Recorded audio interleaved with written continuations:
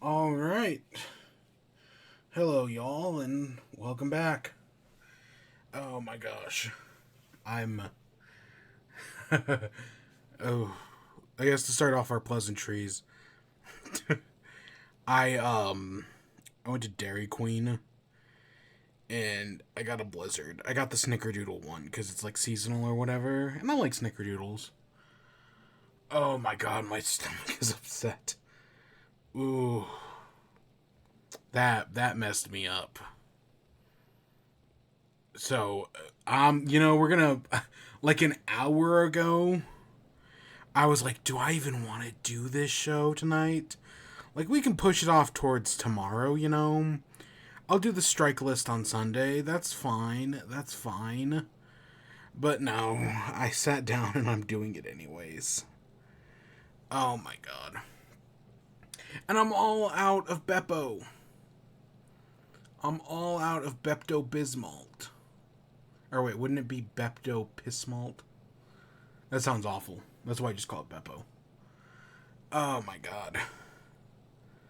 So, yeah, I'll survive. I'll survive. It was okay. It was good, but I wouldn't go out of my way for it or anything.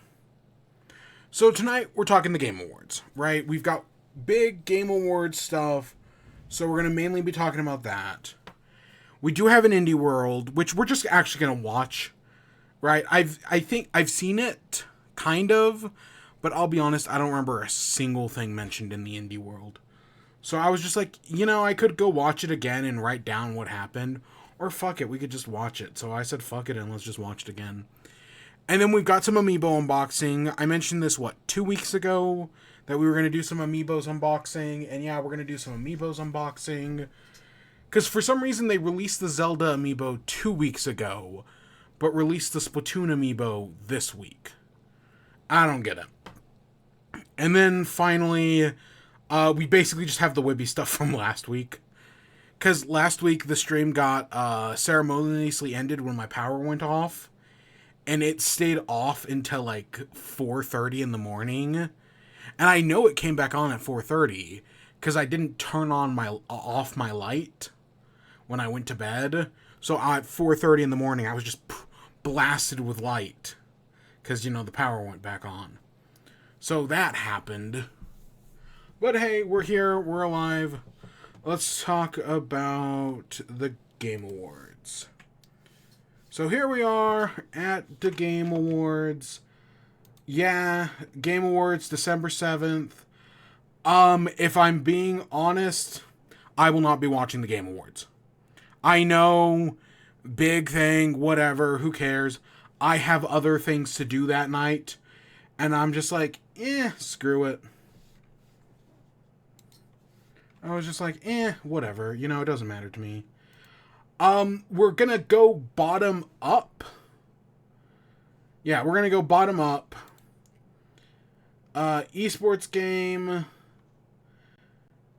Does anyone even fucking play PUBG Mobile? I'm gonna give it to Valorant just because Valorant.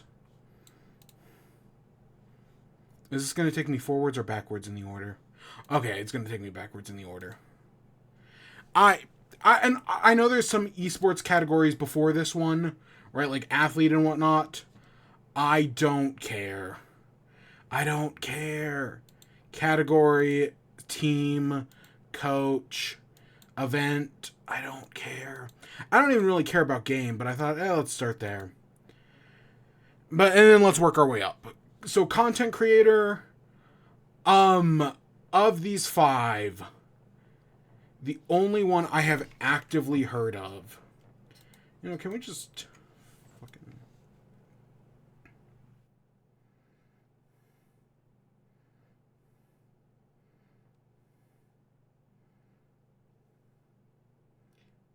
um I guess let's go there.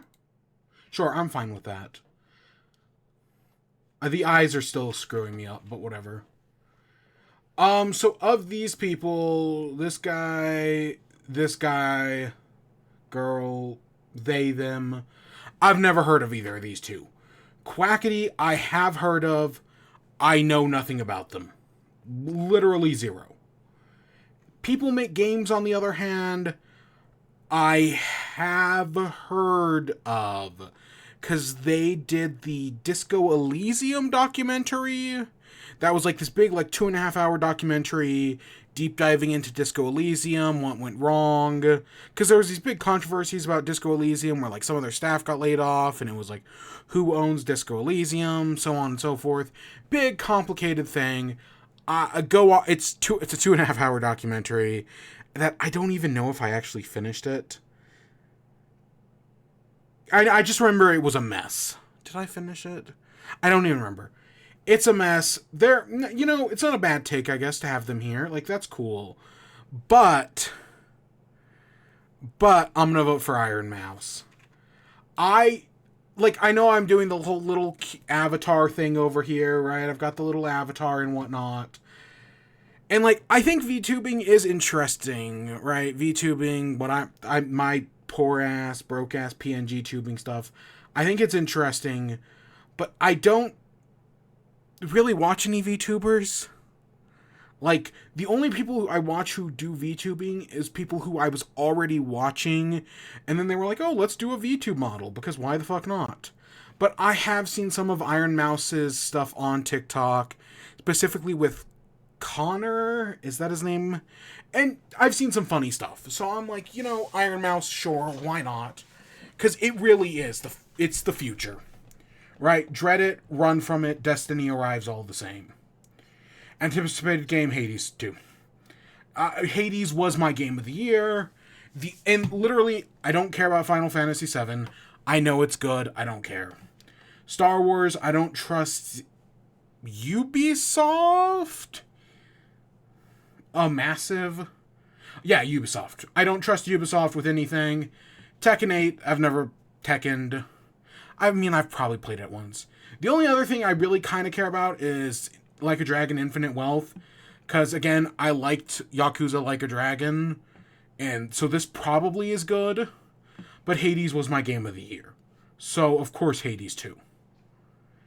Adaptation.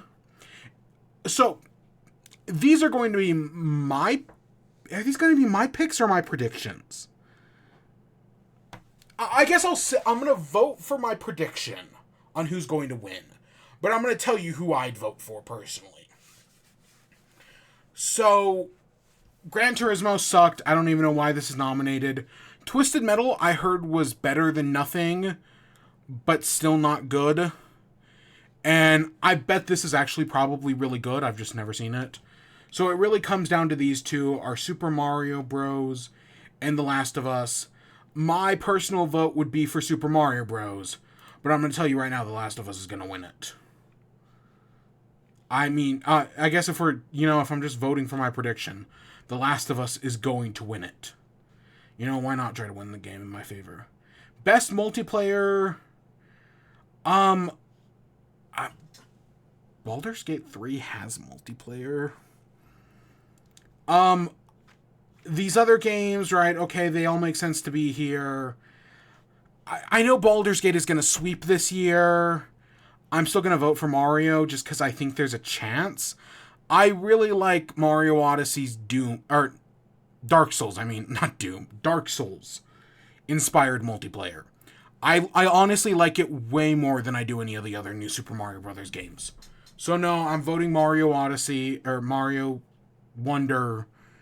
But if Baldur's Gate wins it, I wouldn't be surprised. These two definitely aren't winning. If anything, it's going to go to Street Fighter. And I've heard great things about Street Fighter. Sports/racing. Who fucking cares? I'm going to give it to Forza, because this is the same game. Honestly, most of these are just the same game year after year. But I think Forza's more recognizable, so yeah, let's just give it to Forza. I don't know. I don't give a shit about any of these. Best sim/strategy. I'm giving it to Pikmin 4. This is Pikmin 4's game to lose. I don't know anything about Company of Heroes. Advanced Wars 1+2 Reboot Camp and Fire Emblem Engage are both good games, but they are not as good as Pikmin 4. And then City Skylines 2, I've heard is good-ish.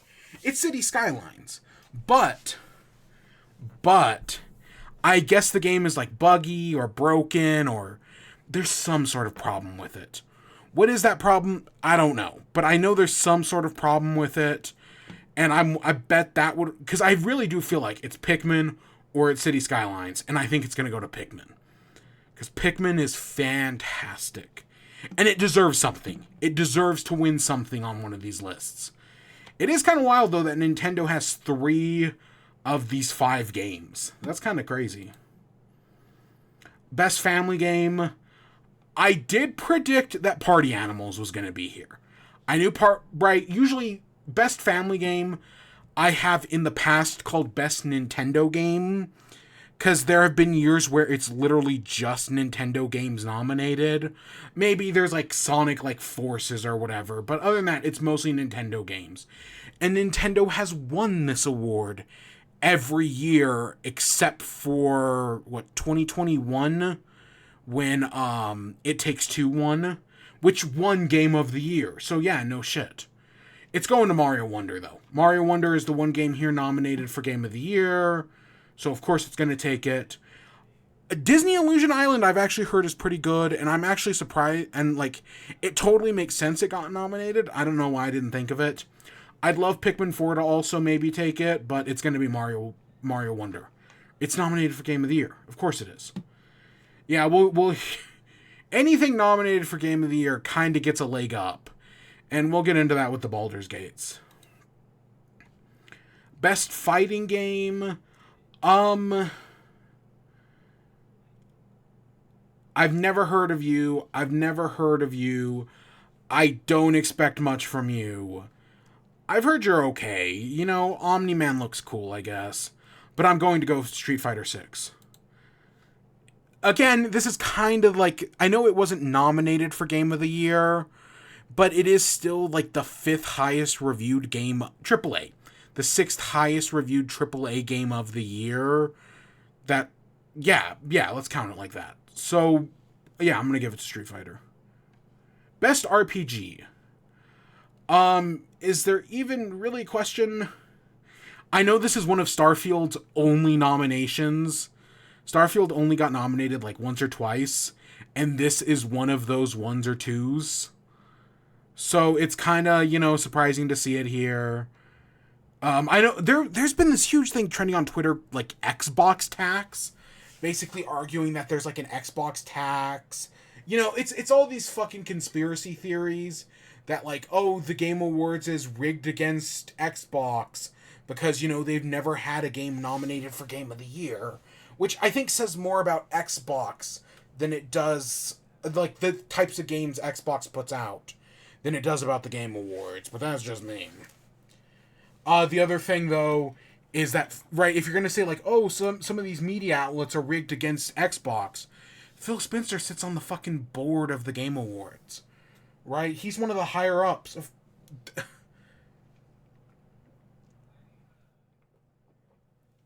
Maybe if Xbox put out better games. It's cool to see Sea of Stars getting a nomination. I've heard nothing but good things about this. I've heard good things about Lies of P as well. Even though I would not consider it an RPG. I mean, it is I guess it is an RPG. But it's like an RPG in like the same ways... I don't know, something like fucking Final... Or, not Final. What's the game I'm looking for? It's an RPG in the same way that... I don't know I can't think of an example off the top of my head. But right, a lot of games. Assassin's Creed. Lies of P is an RPG in the same way Assassin's Creed is an RPG. Like, yeah, it's got skill trees, it's got leveling up. But every game nowadays has skill trees and leveling up. Right? I've even heard Final Fantasy 16 isn't that, like, comparing, like, Final Fantasy 16 to, like, Final Fantasy 7, they play very, very differently. Like, right, like Sea of Stars is a very traditional RPG. And, Baldur's Gate uses D&D. But these two games, are more action-adventure oriented. Obviously, this is going to go to Baldur's Gate. But yeah, no, it's kind of weird seeing Lies of P in RPG. Especially when it didn't get nominated for action-adventure. Or even action, as we'll see next, right? It could have been in either one of these. So now we're getting to the first category where it's like, hey, there are multiple things in here nominated for Game of the Year. I'm gonna strike this one immediately. I'm gonna give it to Zelda. Just because Nintendo has 18 nominations this year. The most of any company. And yet, I don't think they're actually gonna win that many. I mean, they're probably gonna walk away with more than Spider-Man. Because, famously, Spider-Man 1 got nominated for 8 things in the 2018 Game Awards and did not win a single award because that was the same year as God of War Ragnarok, and I want to say Red Dead Redemption 2 was out that year as well. I don't remember that. I know God of War Ragnarok was out that year, and so it didn't win a single thing. And honestly, I could see that repeating here. I really like Marvel Spider-Man 2. Part of and a lot of thinking about some of this stuff is recency bias. I know people voting on these, right? Alan Wake 2 came out 2 weeks ago. Marvel Spider-Man came out a month ago. Recency bias helps these games out a lot more than Zelda that came out back in May. Right? But I still think, right, it's one of the highest regarded games. I think it's going to do fine. Action game. What the fuck is this doing here? I've heard some people say that, sometimes the Game Awards will especially with things like sim/strategy or sports and racing, it'll just be like, oh, were you a sports/racing game that released this year? I guess you're nominated. Same thing with best fighting. Because, sometimes there's just not shit. What is this doing here? There's probably a dozen games that could have been kicked out to, come on here. Lies of P could have been, right, this could have been kicked out and you could have Lies of P here. But nope, it's RPG. I've heard good things about Hi-Fi Rush, but I have heard a lot of good things about Armored Core 6. It is from Software, and, people at the Game Awards love their From Software, so yeah, I think it's got it. VR/AR, I've heard of Gran Turismo. I've heard of Horizon. I've heard of Humanity, but Humanity's a very weird game, so I don't think that's going to win it. I've heard of you, Resident Evil. I don't think you're going to take it. Never heard of Synapse. I think it's going to go Call of the Mountain. Even though Call of the Mountain's not the most amazing, right? It's no Half-Life Alyx. I think it's probably got the best chance here. I don't know. I've never heard of the Synapse game. Maybe it's amazing. Maybe that'll take it, but what do I know? Best mobile game. Again, I kind of don't give a shit. The Final Fantasy one is stupid. Honkai Star Rail's getting a lot of talk right now, so I'm gonna probably bet it's that one. Monster Hunter Now, don't care. Terra Nil. Oh, is this Terra Nil? I'm gonna look something up real quick. It says it's on Netflix, right? If this is what I'm thinking it is, I still don't think it's gonna win, but I might have actually heard of this. I don't know, is there any oh shit, I have actually heard of this. This was published by Netflix? Really? Oh shit. Oh, I did not know that. Huh, that's kind of wild. I've actually heard good things about that one. Yeah, no, I did not recognize it. But no, I have actually heard good things about that one. I did not know that was a Netflix thing. It's gonna go to Honkai Star Rail. I don't give a shit about... This is just another anime gacha mobile game. Yes, Hello Kitty Island Adventure is a funny joke. It's the South Park joke. It's not gonna win. I don't know, I've been proved wrong in the past. Okay, now we're getting into the good categories. Best debut indie game. So, Viewfinder had a very interesting concept, right? It kind of, it was like, it had potential to be this big, like, thing. I heard it was okay. I heard it was okay. I heard the ending kind of sucked. Venba, I'm actually very interested in. I did not check to see if it's on sale, but I remember seeing this. I remember hearing someone talk about it, and I've heard good things about it. So I bet Venba is actually probably pretty good. Pizza Tower, I've heard nothing but great things about, but it's a very weird game, and because of that, I don't know if it's going to win or not. I could see it happening, but I could also not see it happening because of how strange it is, but I've heard good things. Dredge, I have literally never heard of until, like, this week, but I did buy a copy of it because I saw it was on sale. And I was like, sure, fuck it, why not? If it got nominated here, it's probably worth something at least. And then finally, Cocoon. Cocoon is in Best Debut Indie. Oh, wow, I don't know why it highlights it like that. It's in Best Debut Indie, right, for the debut game created by a new independent studio. The complication here, though, is that the person who made Cocoon, right, this Geometric Interactive, used to be the studio that did Limbo and Inside. Because if you didn't know, the studio that did Limbo and Inside, the two creators of that studio broke up. One of them went on to make that game Somerville, and the other one came here to make Cocoon. Not that I'm saying it should be, like, disqualified from this, and we'll see it's in Best Indie Game in the next one. Best Independent Game. But, yeah, it's got a good pedigree behind it is all. It's like putting Ken Levine's new game, right, in something like this. Like, yeah, sure, I guess I get it. But he's also got a pretty good track record. You know what I'm saying? That's not even the controversial indie thing. I bet Cocoon is probably going to win it. But I kind of want to... I'd love to see Pizza Tower take something, I'd love to see... But Cocoon's probably going to win it. Best Independent Game. For outstanding creative and technical achievements in a game made outside of the traditional publisher system.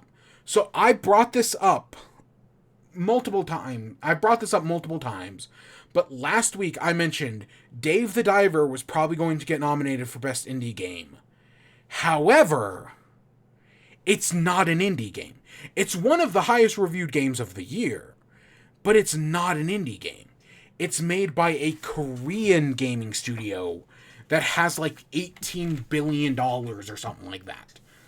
Right? Like, yes, it replicates the style of an indie game, but it's not actually an indie game. And I am of the stance that it should not be nominated here. I've heard it's a great game. Cool. Independent, right, made outside the traditional publishing system. Just because nobody has heard of Nexon doesn't mean that it should be allowed to skate by here. And I bet the only reason it did skate by is because a lot of people haven't heard of Nexon.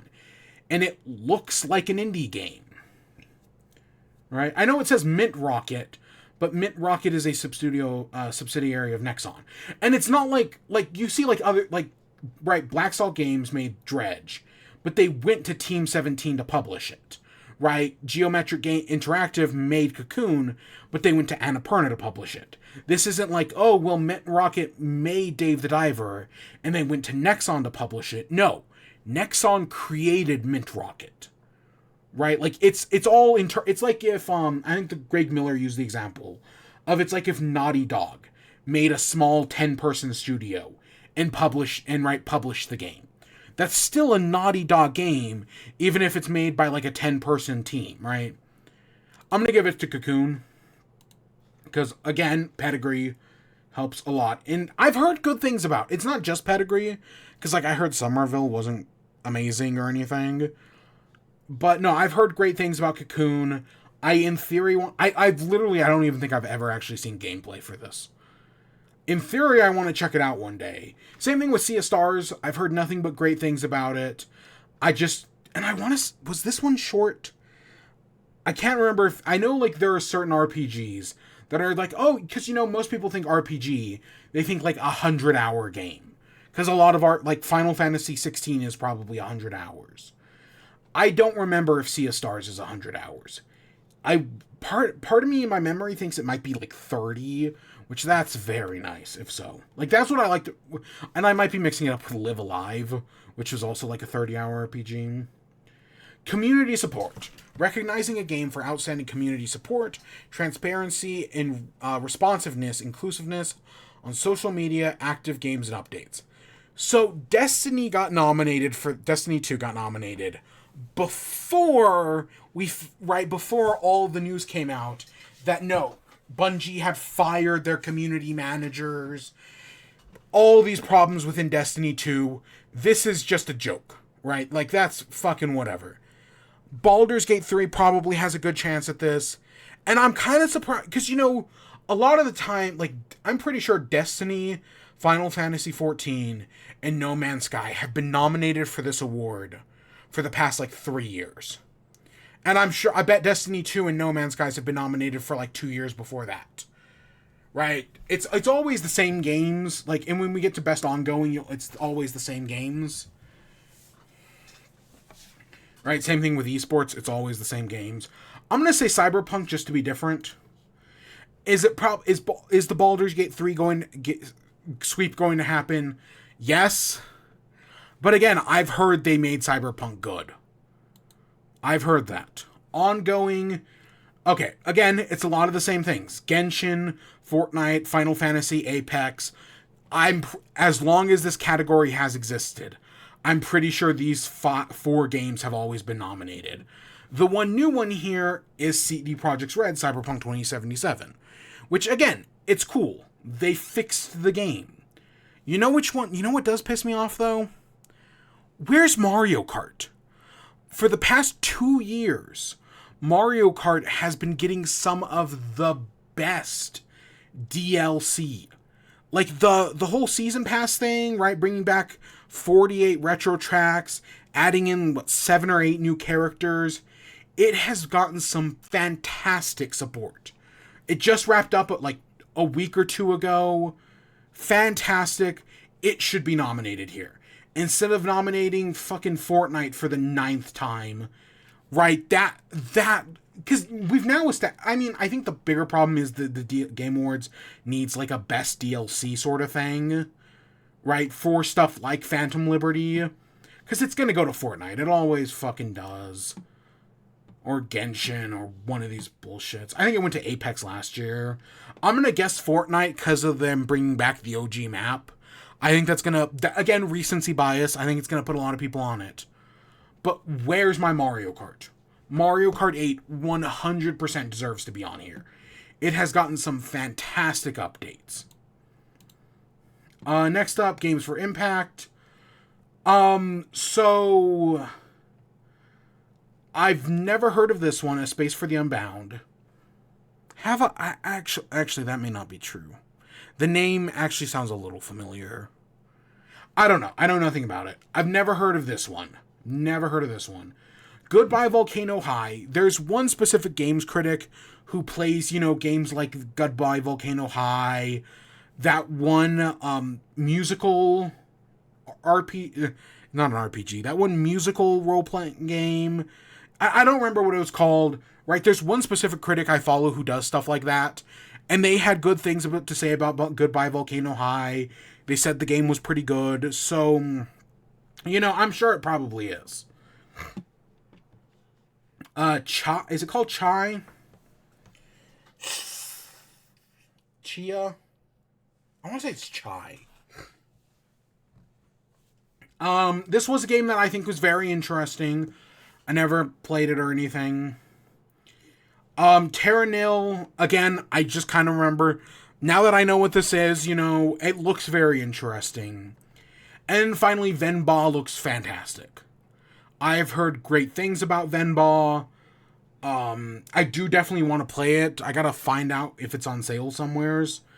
Because I know a lot of indie game sales are going on right now. So finding out this would be on sale, that'd be a cool get, right? I don't actually know honestly, I don't know which one of these is going to win it. I'm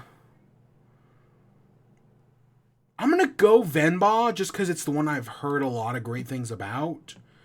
But honestly, all I know is all of these games are good. Games for Impact is one of those categories where it's like you get a lot of good stuff. And at some point I really just want, I guess Venba, I'm voting for Venba because it's the one I'm most curious about. Innovation and accessibility. So in the same way I call Best Family Game the Nintendo Award, I have in the past called this one the PlayStation Award, because this was specifically created to give an award to The Last of Us 2. And I want to say The Last of Us 2 won it. I want to say God of War Ragnarok won it. So the question is, does Spider-Man 2 win it? Because that is the Sony game this year.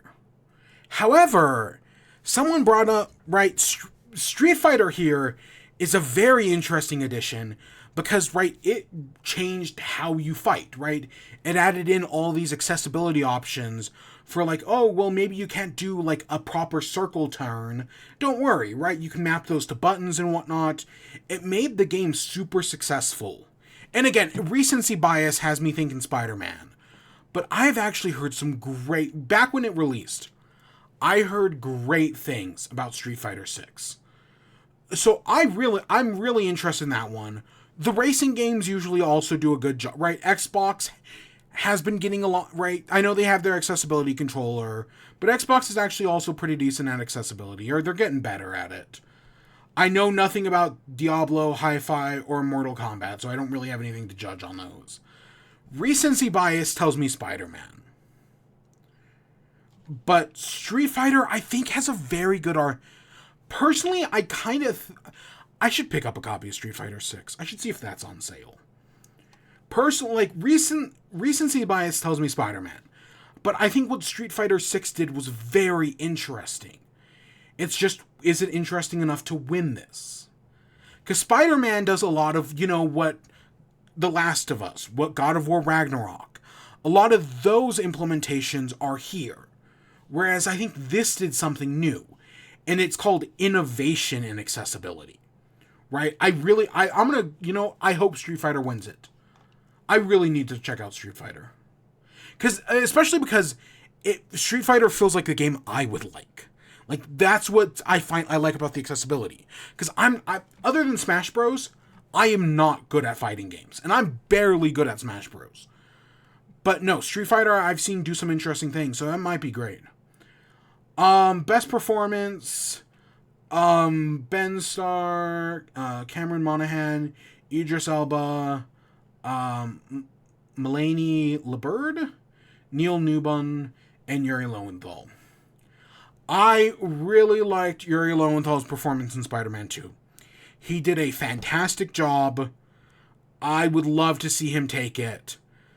But Baldur's Gate sweep. It's just going to happen. I want him to take it. Baldur's Gate sweep. And I'm sure the rest of these people all did good jobs. I mean, I know Idris Elba's a fantastic actor. He did good in the first game, so I'm like, yeah, any of them could take it. But no, I think it's Baldur's Gate sweep. I know I've only picked Baldur's Gate, once before this. I still think it's going to happen. Audio design, Tears of the Kingdom got fucking snubbed here. A lot of people forget that a big part of audio design is just like how people walk, right? The bird noises, right? Stuff like that, right? Like, that's part of Resident Evil 4 does a great job at that. Dead Space does a great job at that. I'm sure Alan Wake does a great job. Hi-Fi Rush is amazing. But Zelda could have totally gotten nominated for this. I don't know what they would kick off or anything. I don't know about that. I don't know if I'd want to kick anything off. I just kind of want to add it here. But Zelda totally... people do not give Zelda enough credit for its audio design. Like, I know it doesn't have the greatest sound... Like, Zelda, Breath of the Wild, and Tears of the Kingdom, it gets nominated for Best Soundtrack, and we'll see that, and I stand by it's one of the best. But it's very understated. That's because... and it's understated because they put a lot into audio design, and I feel like people don't give it enough credit for that.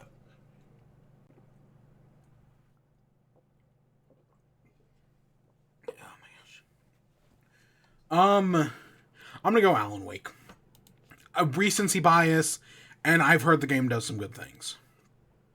Score, I'm biased. I've said it before. Zelda, just the Zelda franchise in general, has the best music in all of video games. Fantastic stuff. I still stand by that. I know Hi-Fi Rush is a very interesting game. Cool. It does some interesting stuff with music.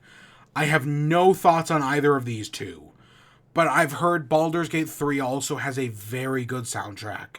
Baldur's Gate Sweep. Yeah. Art direction? Hi-Fi Rush is, I think, very interesting to be here. I know Alan Wake plays around with, reality and whatnot. So I'm sure they do some interesting things. I don't really have an opinion on Liza P. I'm glad we're getting a lot more cartoony art styles.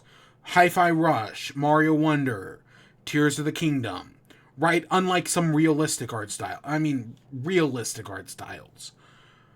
But if in my hearts of hearts, you want to know what this one goes to? Mario Wonder. When you give a Mario all the little animations, right? When you give Nintendo a fucking budget to put animations in their game, they truly do make something magical. I like Tears of the Kingdom's art style. I think they do some great stuff with it. But Mario Wonder just is so infinitely charming that it takes it for me. Easy. I don't think it's gonna win it. Probably not. I bet probably Alan Wake is or something like that. But no, Mario Wonder had a fantastic art style. That, right, just shows Nintendo can still do amazing stuff. I guess people figured out that how Mario Wonder's art style works is they actually have this giant, biblically accurate Mario sprite with 6 hands, 20 hats, tons of sort of things. And then they just turn stuff on and off to make the character look different. I saw it on Twitter, and it's very interesting. Best narrative, I don't think I know people like Final Fantasy 16. I know I'm coming out against Final Fantasy 16. I'm throwing hands. I don't want Final Fantasy 16 to win this. Fuck Final Fantasy 16. Well, we're not going to put black people in this game because it's not accurate. Come the fuck on, game. Phantom Liberty's a neat addition, That's cool. I heard people really liked it. I loved Spider-Man. It's not going to take it. Alan Wake, I've heard it's great things. Baldur's Gate Sweep. Is there any other question, really? Best game direction. So, an awarded for outstanding creative vision and innovation in game direction in design. I don't think Baldur's Gate is going to win this. And the reason I say that is because, yes, it does a lot of great things. But it's D&D. Right? Disco Elysium did more for innovation than Baldur's Gate 3 did. I know that's going to be a hot take right there. But Baldur's Gate 3 is a good game. But it's D&D. It's using the D&D system.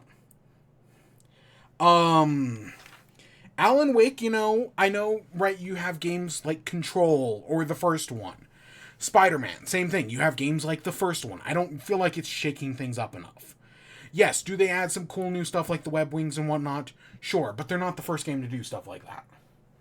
Mario Wonder and its whole Wonder Flower mechanic works really well. Adding a twist to every level, basically perfecting the new Super Mario Bros. Gameplay as I was talking about last week, before the power went out. I think Mario Wonder is great, but I'm going to give it to Tears of the Kingdom because it's got to walk away with something. Specifically for the Ultra Hand mechanic. The fact that you can just pick up anything, attach stuff together, make, cars, planes, hovercrafts, boats, right? Anything your heart desires. And it just works, right? The physics engine, the Ultra Hand, it all just kind of works. I can't think of any other game that does something as big as this, right? Tears of the Kingdom sets the new standard, right? Like, people said this with Breath of the Wild, that, hey, with Breath of the Wild, for years, we're going to see games take influence from this. And guess what? That's exactly what happened.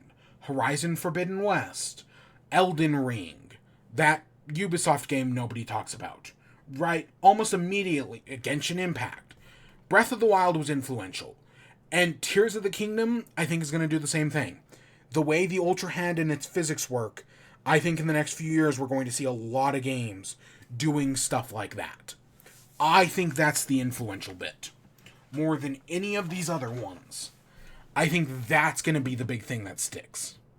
I know the rest of it is just Breath of the Wild, but I think the Ultra Hand thing is big enough that I'm going to give it to it. And then finally, our 6 Game of the Year nominees for recognizing a game that delivers the absolute best experience across all creative and technical fields. Your nominees are Alan Wake 2, Baldur's Gate 3, Marvel's Spider-Man 2, Resident Evil 4, Super Mario Wonder, and The Legend of Zelda Tears of the Kingdom. And I fucking called it, man. Last week I said 100% these two are going to be here, Baldur's Gate and Zelda. 90% chance Alan Wake and Spider-Man. And then 50% it was going to be between Resident Evil 4, Mario Wonder, and Final Fantasy 16. Guess what 2 got in? Guess which one they don't. Now, of course, this has led to some controversy. Specifically, people who are like, well, should Resident Evil even be nominated because it's a remake, right? Yes, it's a remake from the ground up, but it's still a remake. Like, because there's clearly a line that has been drawn. Because the second highest reviewed game of the, or maybe it's the third highest. The third highest, I'm just going to go with that. The third highest reviewed game of the year is the Metroid Prime Remaster. And that's clearly not good enough to be, right? That didn't get a single nomination because it's a remaster of a game from, 2002 or whatever? This is a remaster of a game from, 2004? But because this is more of a ground-up remake, it's got nominated. Alright. And then I've seen a bunch of people say Mario Wonder shouldn't be here. That Starfield should have gotten nominated. That Final Fantasy 16 should have been nominated. That Hogwarts Legacy should have got nominated. Which, suck a fucking dick, Joanne. Go fuck yourself all the way to the bank. And, maybe drown in the river along the way. Fuck off, Joanne. Hogwarts Legacy did not get a single nomination. Fuck yeah, because it didn't deserve shit. Because that game, not even turf stuff aside. Nope, not even close to any of these other games. Not even in, the top 10 percentile. Fuck off, right? But I've seen a lot of people complain about Mario Wonder. Mario Wonder deserves to be here, right? In the same way, I don't want every game to be fucking Call of Duty, right? You need your Mario Wonders. And honestly, I feel like this list actually represents this year in gaming very well, right? We have a sequel to one of the highest reviewed games of all time, an RPG, a horror game that, is a revival, a remake, another sequel to a highly anticipated game, and, a fantastic 2D platformer. I feel like I've said before, this is one of the best years in gaming. In this list of 6 games, I do think represents this year very well, right? Because there were a lot of great remakes this year. There were a lot of great 2D games, right? And stuff like that, There were a lot of good sequels, obviously. RPGs were fantastic this year. And, there's a lot of good horror. I mean, Dead Space got nominated as well. So, no, honestly, I think this is a great list of nominations. Would I have loved to have seen 3 more games get nominated? Would I have loved this list to be 9 games? Insert Final Fantasy 16, Pikmin 4, and something else that's not Hogwarts Legacy, because that game can go fuck a duck. Right? I don't know what a Hi-Fi Rush. Put Hi-Fi Rush in there. Put Dave the Diver in there. I'd be fine with that. Yeah, that'd be cool. But I think this is a good list, right? If you were to recommend 6 games to someone this year, honestly, this is a great list. This is a great list of games to nominate. So yeah, no, I'm perfectly fine with this list. So immediately I'm striking Resident Evil 4. Love the game, it's not going to win. I'm going to strike Mario Odyssey. Love the game, fantastic game, it's not going to win. Alan Wake 2, I've heard good things about. It's not going to win. Nope. I know a lot of it's recency bias. It's the sleeper hit this year. It's not going to win it. Spider-Man 2 is I remember people made memes a few months ago. Oh, I guess you could put Starfield, right? Final Fantasy 16, Pikmin 4, Starfield. That'd be a good list, right? If you had to make it 9. Yeah, I'd be happy with that.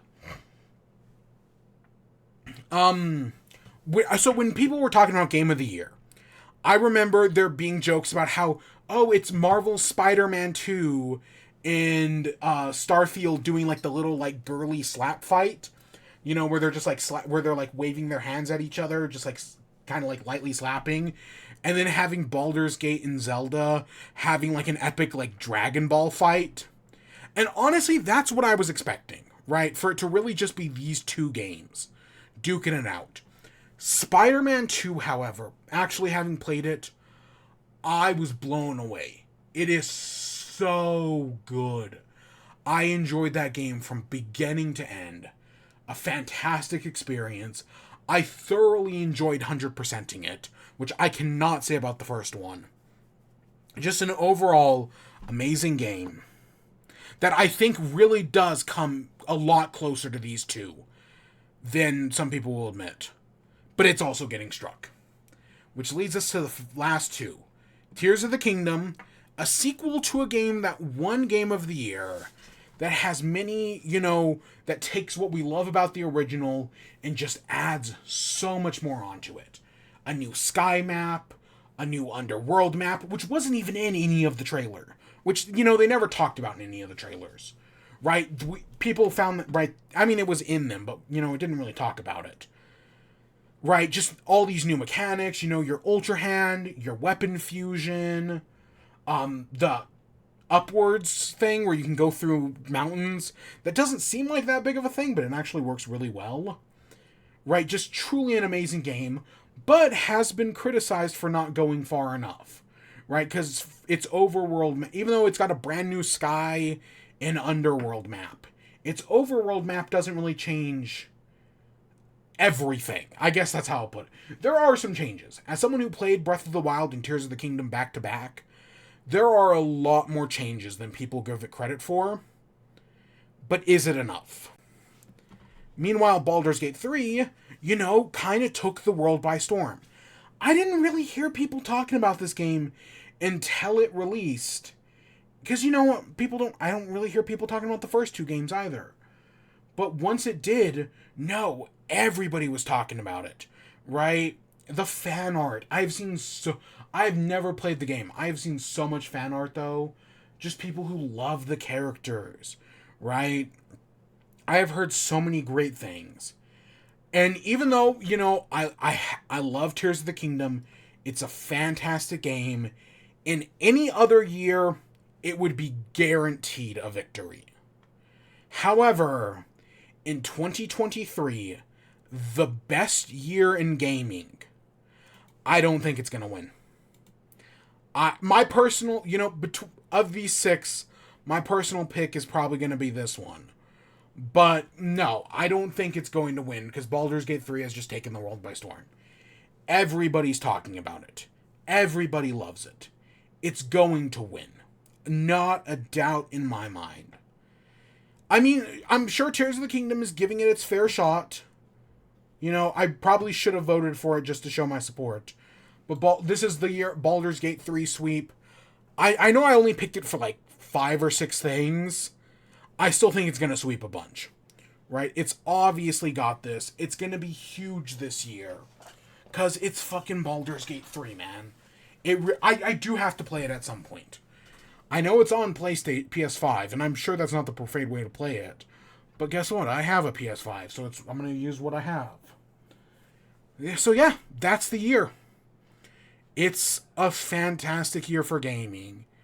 And, of course, I've still got my own Game of the Year list that I'll make, at the end of December, early January. Right? My list has a bunch of games that aren't even nominated. At least it's got a few. It's definitely got some that have been nominated. I don't know. I haven't written the list yet. But yeah, that's the Game Award predictions right there. I'll go write these down in some other document, and I'm sure we'll talk about it on what? Game Awards are on the Thursday the 7th. I'm sure we'll talk about it on Friday the 8th. And, maybe I'll get a lot of stuff right. Maybe I'll get a lot of stuff wrong. I don't know. I've had mixed years, kind of like the Oscars. Of course, at the end of the game, guess what? If you want the true formula to get the Game of the Year, I'll give you it right now. Take your favorite game. Boom. Now it's got 4 million BDGs. That's the Game of the Year. Boom. Problem solved. Whatever you're... Right, because the Game Awards don't actually fucking matter. Like, I'm doing this more for, gambling purposes than anything else. The Game Awards don't actually fucking matter. But I think they can be... even though they don't matter, I can still find fun with them. So yeah, that's the Game Awards. May the odds be ever in your favor, or whatever. Even though I haven't played it, I fully expect Baldur's Gate 3 to sweep. We'll see. Just come on, Pikmin 4 better win an award. Give Pikmin 4 some legitimacy. Because I want Pikmin 5, 6, 7, 8, 9. I want those games so bad, man. That's all I ask. The Game Awards don't matter, but they might get us Pikmin 5 just a little bit faster. So I'll take what I can get. So next, let's talk about Indie World, shall we? Ooh. Did I play this at some point? I don't remember playing this, but yeah, sure. So, ooh. Okay, there we go. That's what I did. So we have Indie World here. I don't remember anything that got announced here. So let's just kind of watch it and see what happens. Oh, if it actually works. Boom. Boom.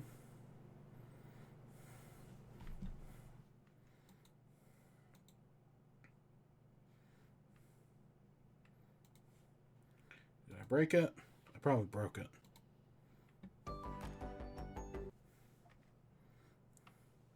Oh, come on. You were working just a second ago. Also...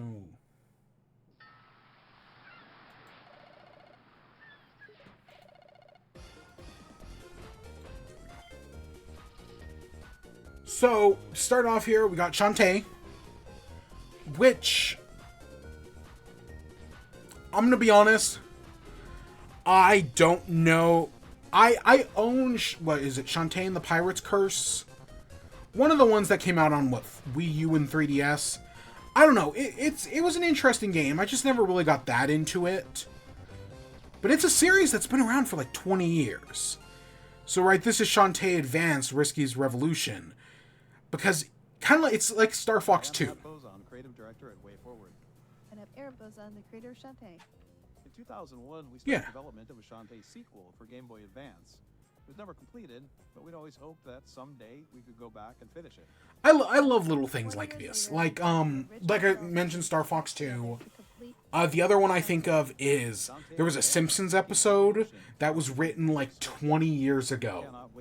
And it finally came out in season 30 or something like that. So I think that's neat. And ready to grant a few wishes.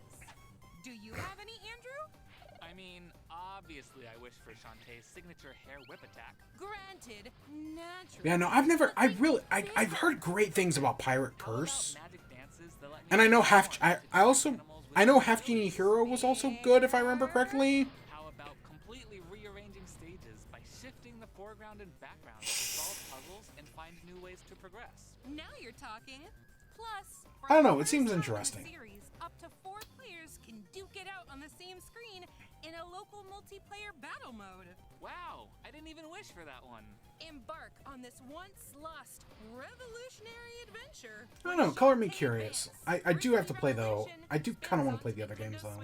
Next year. Mainly because I just already own them. That's probably what I do before buying a new one.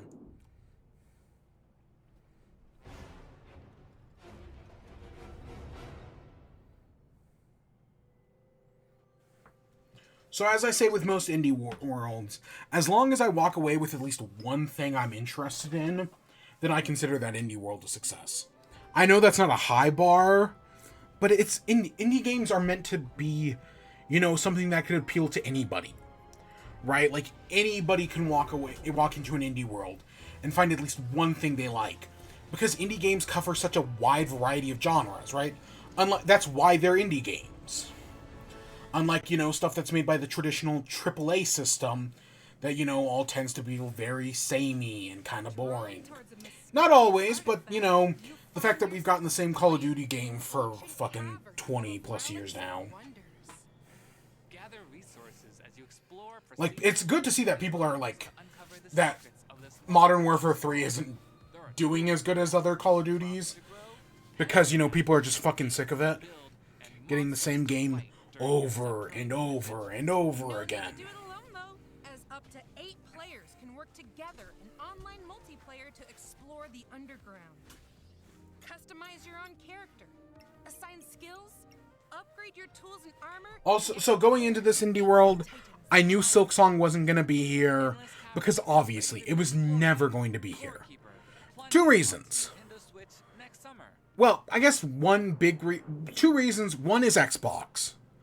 And 2 is it's an indie game, but it's gone so much beyond that. It'll be at a mainline direct or an Xbox direct or something. It's not going to be at an indie world.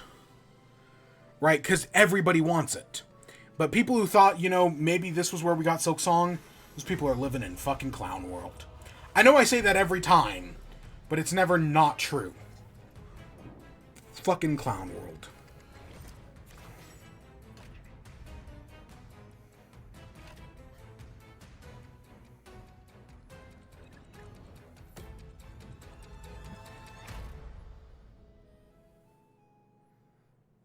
Ciao, sono Mauro, direttore creativo di On Your Tail.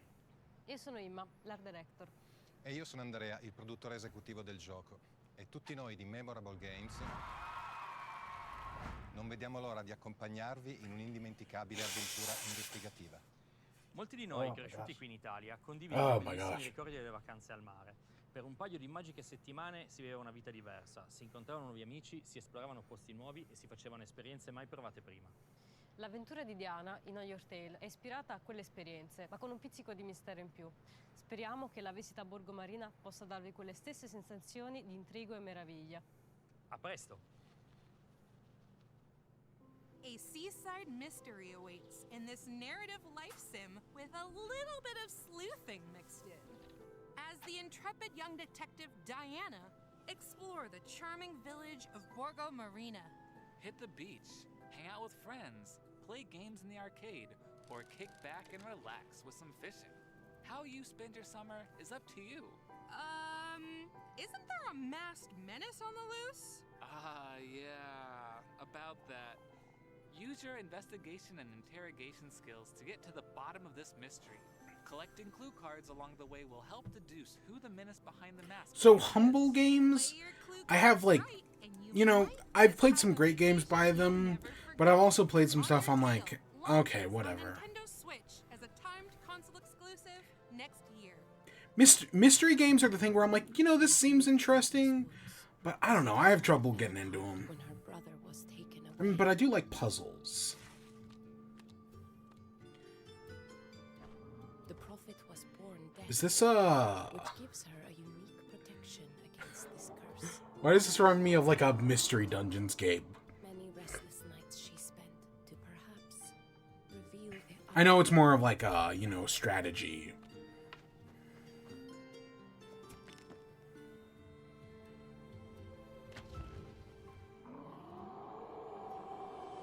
I love the art style. I think the art style looks fantastic.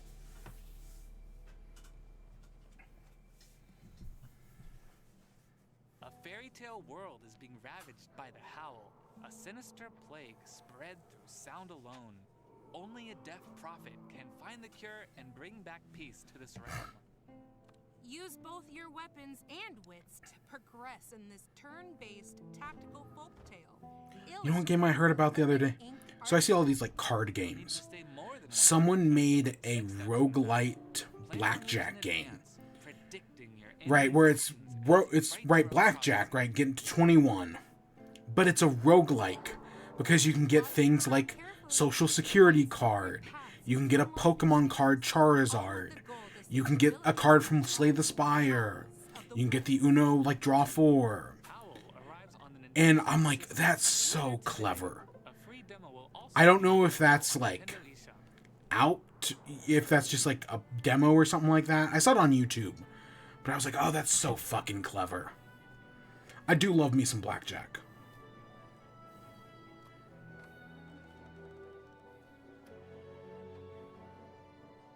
You know what indie game will inevitably be at one of these indie showcases, though? Pizza Tower. Probably not until, like, the middle of the year next year.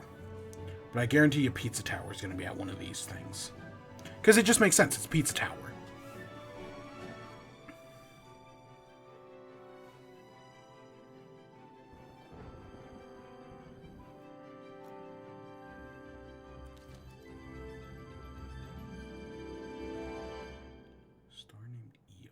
Hello, we're at Soul Line Studio. Our new game, The Star Named EOS, is a narrative adventure puzzle game where players use photography to explore stunning sceneries.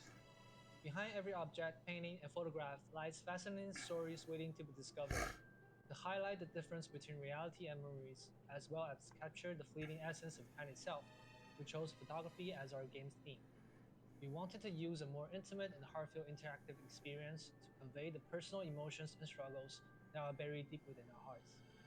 We hope you will look forward to playing The Star Named EOS. Photographs and the memories held within them tell a heartwarming story of love and understanding in this puzzle-driven narrative adventure. As young photographer Day, use your in-game camera to take pictures of the hand-drawn world around you, solving puzzles to help uncover the truth about your mother's absence. Overcome challenges to recreate old photographs and piece together the story. Use those snapshots to step back in time and shed new light on the moments when the pictures were taken. Discover the beauty of The Star Named EOS, launching on Nintendo Switch next spring. Here's an oddly specific question. What if expertly packing a bag made you more powerful? There was a game like this on Newgrounds. That I know it's based on like Resident Evil 4, but there was a game that specifically did stuff like this, and it was on Newgrounds. And Egoraptor voicing it. He voiced you were like a hero sidekick, and you know he voiced the hero, and it was such a good idea. I love shit like this. At least I did at the time. I haven't, again, outside of like Resident Evil 4 and like one other thing.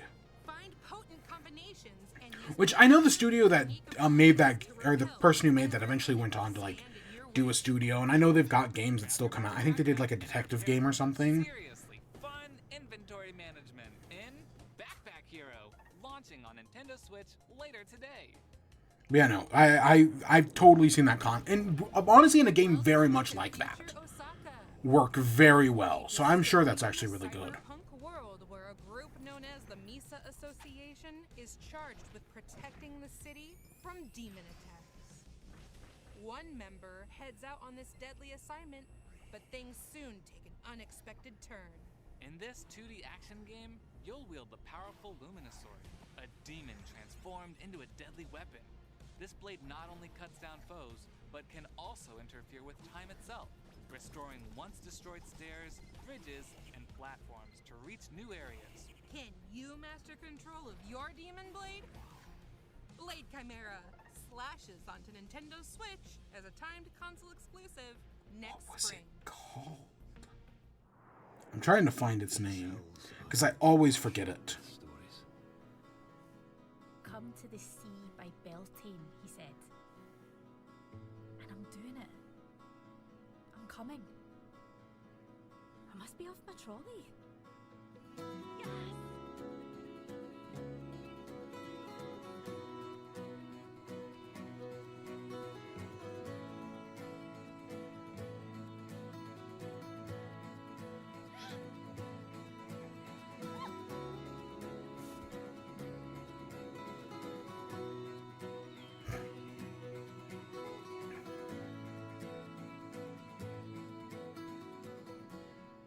Come to the lighthouse, Moira. Come as fast as you can. Hi, I'm Joe, and I'm co-founder of Inkle and the creative director of Yeah, that Highland looks Song. interesting. And I'm Nat, lead level designer in the game. A Highland Song is all about how it feels to explore the mountains of Scotland, and it's been directly inspired by our own adventures in the wilderness. The remote Scottish Highlands can be beautiful, but also harsh and unforgiving if you're not prepared. That balance is something we've tried to capture in the gameplay of a Highland Song, from difficult climbs to fast-paced rhythm runs. We're excited for you to immerse yourself in the landscape we've created. Get ready to head for the hills. Yeah, I can't find it. We're going on a foot-tapping frolic through the Scottish Highlands. All roads lead to the ocean in this narrative platformer, and there are a lot of different roads to take. Scale the peaks and roam the valleys, uncovering hundreds of new paths and shortcuts to reach the sea as fast as you can. The narrative builds and adapts based on the route you take, with the sights, sounds, and characters you encounter affecting the tale. Run, jump, climb, and scramble your way to your goal, with the sound of Scottish folk music scoring your journey. A Highland Song launches on the Nintendo Switch system December 5th. Pre-orders begin today on Nintendo eShop. Explore 100 procedurally generated islands in this creature-collecting, dungeon-crawling, deck-building life sim. So Creatures. That's a lot of things. Yep. You'll aim to become a world-renowned alchemist. I don't know. I'm very I blame Temtem for this, but I'm very skeptical about all games that are trying to just do Pokemon. Because it might just be that Pokemon's just an inherently flawed concept, and that anything you try to do to fix it just kind of ruins it, and that Pokemon itself kind of ruined itself, because again, it's an inherently flawed concept. But yeah, well, that definitely has a lot of stuff going on. If it's good, then yeah, I'd love to give that a try. Yeah, it's got Pokemon, it's got Slay the Spire, it's got Stardew Valley. That's a lot of things. I still, though, think Stardew Pokemon farming game would be fantastic. And Ooblets is proof. I guess Ooblets is the one Pokemon game, Pokemon-like, that I do like. Because Ooblets is great. And it's super charming.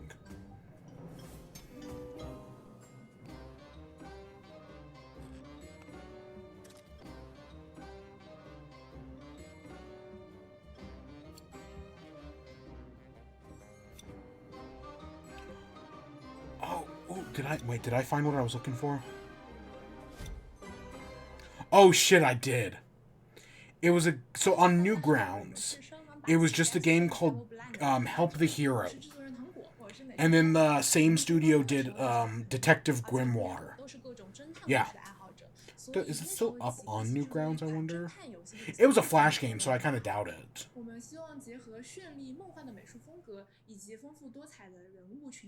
Yeah, it was called Help the Hero, Super Flash Bros, Armor Games, the EXP, and yeah, Egoraptor. Kevin McLeod. Yeah, God, I remember loving that game. I might have talked myself into that mouse game. I might have just talked myself into that. Detective duo, one a fellow magician, The other, a private eye with an unfortunate bout of amnesia. As they each So the magician, so the ringleader was wearing the magician's costume when the real magician pushed the bust off of the big top, landing on the ringleader, killing him, but getting snagged in his cape. So that way when the magician pulled the bust back up, it looked as if, right, it was the magician flying off into the night. And that's what the strongman saw. The investigation begins when Death Trick Double Blind launches first. I know I screwed up some parts of that story, but Ace Attorney is fucking stupid. I kind of love it for that, but Ace Attorney is fucking stupid. This is one of those games that I have been meaning to play for years now. But I can never bring myself to do it. It's honestly one of those games that is like so good, it kind of scares me. Because I know once you play it, you can never it's like Breath of the Wild, right? Once you play it, you can never replay it again. And that's kind of scary. That, right, I get one chance to play it, and if I fuck it up, then I fucked it up forever. But I've heard nothing but amazing things. This open world adventure has you scouring multiple planets. I thought it was already on Switch, because I don't see any reason why it wouldn't be. I don't know, I almost played it on Game Pass a few years back. And each planet changes dramatically as you explore. But it's a great game. Everything I've heard. Everyone I've heard has the highest praise for it. Explore a planet collapsing into the black hole at its core. Find the keys to unlock the secrets of the solar system in the most hidden and dangerous of places. Plus, unravel the deepest secret of them all in the included Echoes of the Eye expansion. Grab your cosmic hiking gear when Outer Wilds Archaeologist Edition. Yeah, it's like, that's what, like, 2 weeks? 3 weeks, maybe? Pre-orders begin today on Nintendo Shit. eShop. A physical version will also I'm definitely not playing it this year. No, I've got enough good games. I don't need that one coming in to throw a wrench. Amber, it looks like our time's almost up. Almost. But before we go, let's take a look at a few more indie games coming to Nintendo Switch.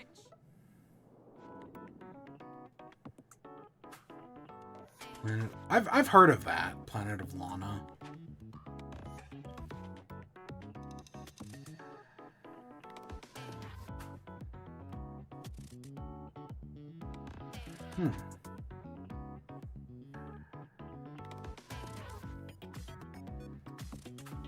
Heavenly Bodies.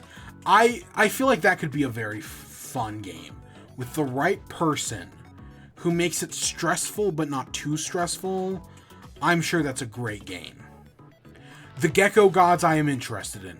Like, genuinely looks great.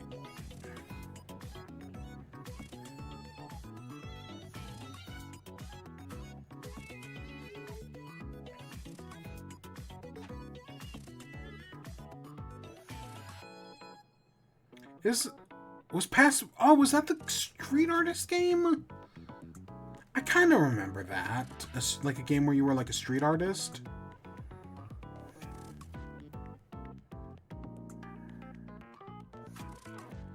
This one has me excited. I have even though I'm a big indie game guy, I have never played Braid. Because I love indie games and I love platformers.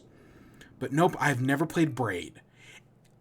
It does suck, however, that it doesn't come out until April. I wish it was sooner than that. But I'm definitely interested in that.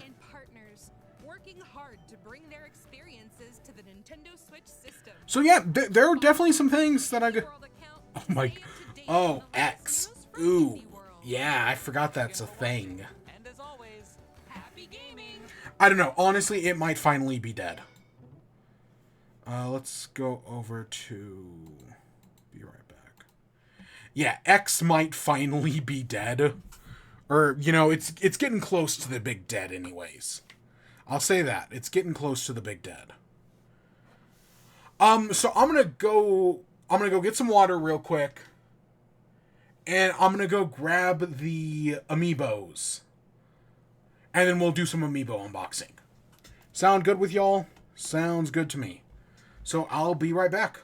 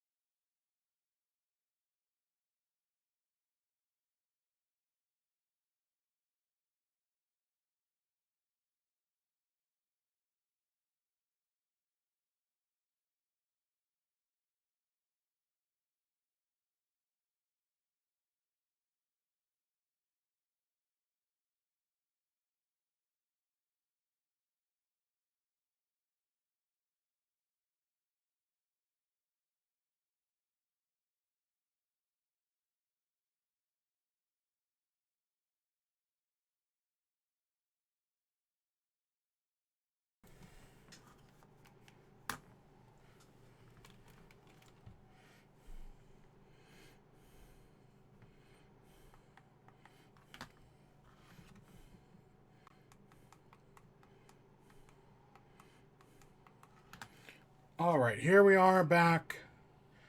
Let me turn this. Yeah, that's okay. I mean, it's got the mouse in the way, whatever. You know, you can kind of see my keyboard off to the side there. You know, I can work with it. So here we are, Amiibo unboxing. We've got 5 to open today, because, like I was saying earlier, Zelda Amiibo released like 2 weeks ago, and then Splatoon Amiibo released today. So we've got our original Link. I swear to... I literally only changed the camera angle this time to, you know, not have focusing problems. This thing just fucking sucks at focusing. Oh, boom, there we go. So that's our original Tears of the Kingdom Link Amiibo. It looks fantastic, in my opinion. Just a genuinely great Amiibo that came out a while ago. So I'm going to put you over here for now, I guess. Sure, whatever. So we'll start off with the Zeldas. So we've got Princess Zelda. Alright, so this is Princess Zelda with the Master Sword. I do not remember the Master Sword in the game looking like this. I remember, for some reason, I swear it was just like the tip of the sword. Like this top part right here. The second the sword turns yellow, I don't remember it looking like that. Right, like you can see where the sword turns yellow right there. I swear the Master Sword cuts off earlier than that. But that might totally just be me misremembering things.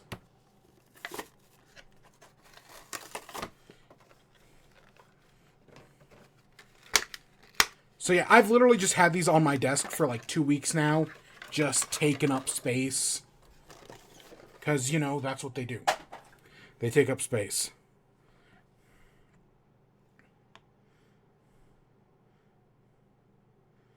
Come on.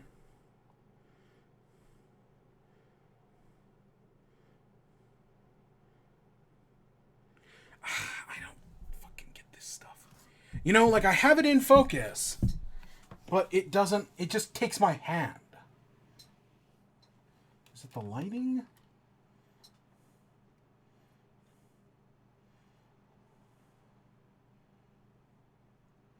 So there's your Zelda. I think it's you know, it's not the traditional Zelda figure. I'll give it that. You know, they did a little something different, but it comes from a great scene. You know, because the traditional Zelda is more this. You know, like, that's your traditional Zelda right there. So, you know, I think having them back, you know...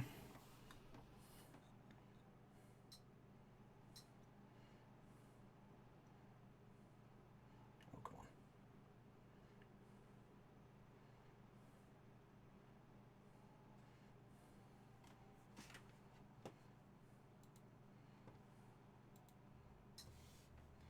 Is there any way I can just... crop? I wish there was a way I could just make it focus where I want it to. No, looks like I can't.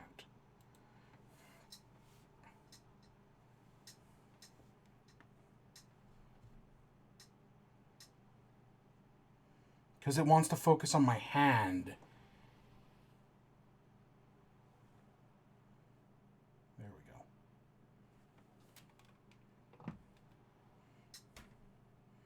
Yeah, why the fuck it... I hate this thing.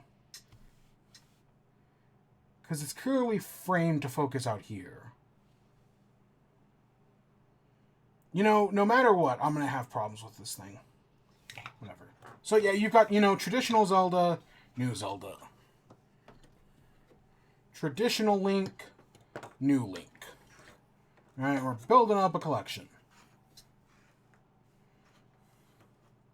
Yeah. So now, the other one, though, is Ganondorf. So this one, bit heavier. You know, it's definitely a bit of a heavier amiibo. I'll give it that. I want to say it costed more. Like, the Zelda was like 16. This was 18. I don't know how they determine that. You know how, like, you hear, like, Lego pieces where it's like, oh, yeah, we determine Lego pieces based on, like, them costing, like, is it like a nickel for every piece? It might even be, like, 7 cents, right? For, like, every brick in a Lego set, it's, like, 7 cents or something like that. That's how you get Lego prices. Do they determine it based on the amount of plastic used? So, like, because this one uses a little bit more plastic, it costs $2 more. I don't know, but that's how they did it. So that's kind of what we got.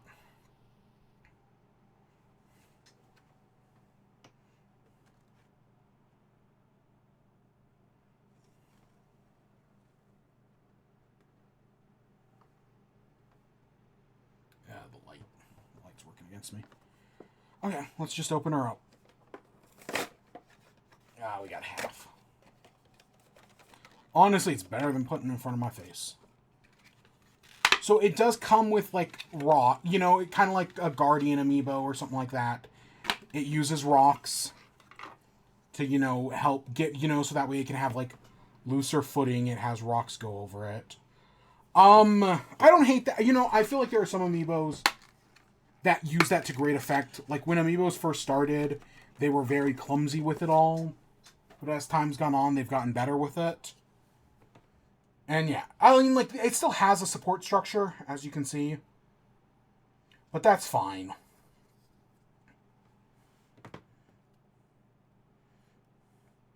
So it is a very nice looking Ganondorf. I'll give it that. It looks good. You know, part of me kind of wishes they did the whole demon, like the full-on Demon King design. Right, where he's got, like, the fiery hair. Oops. This is, you know, a Ganondorf from earlier in the games. But I still think it looks good. If I wasn't a collector, I definitely would not have bought this. Ooh, did they do...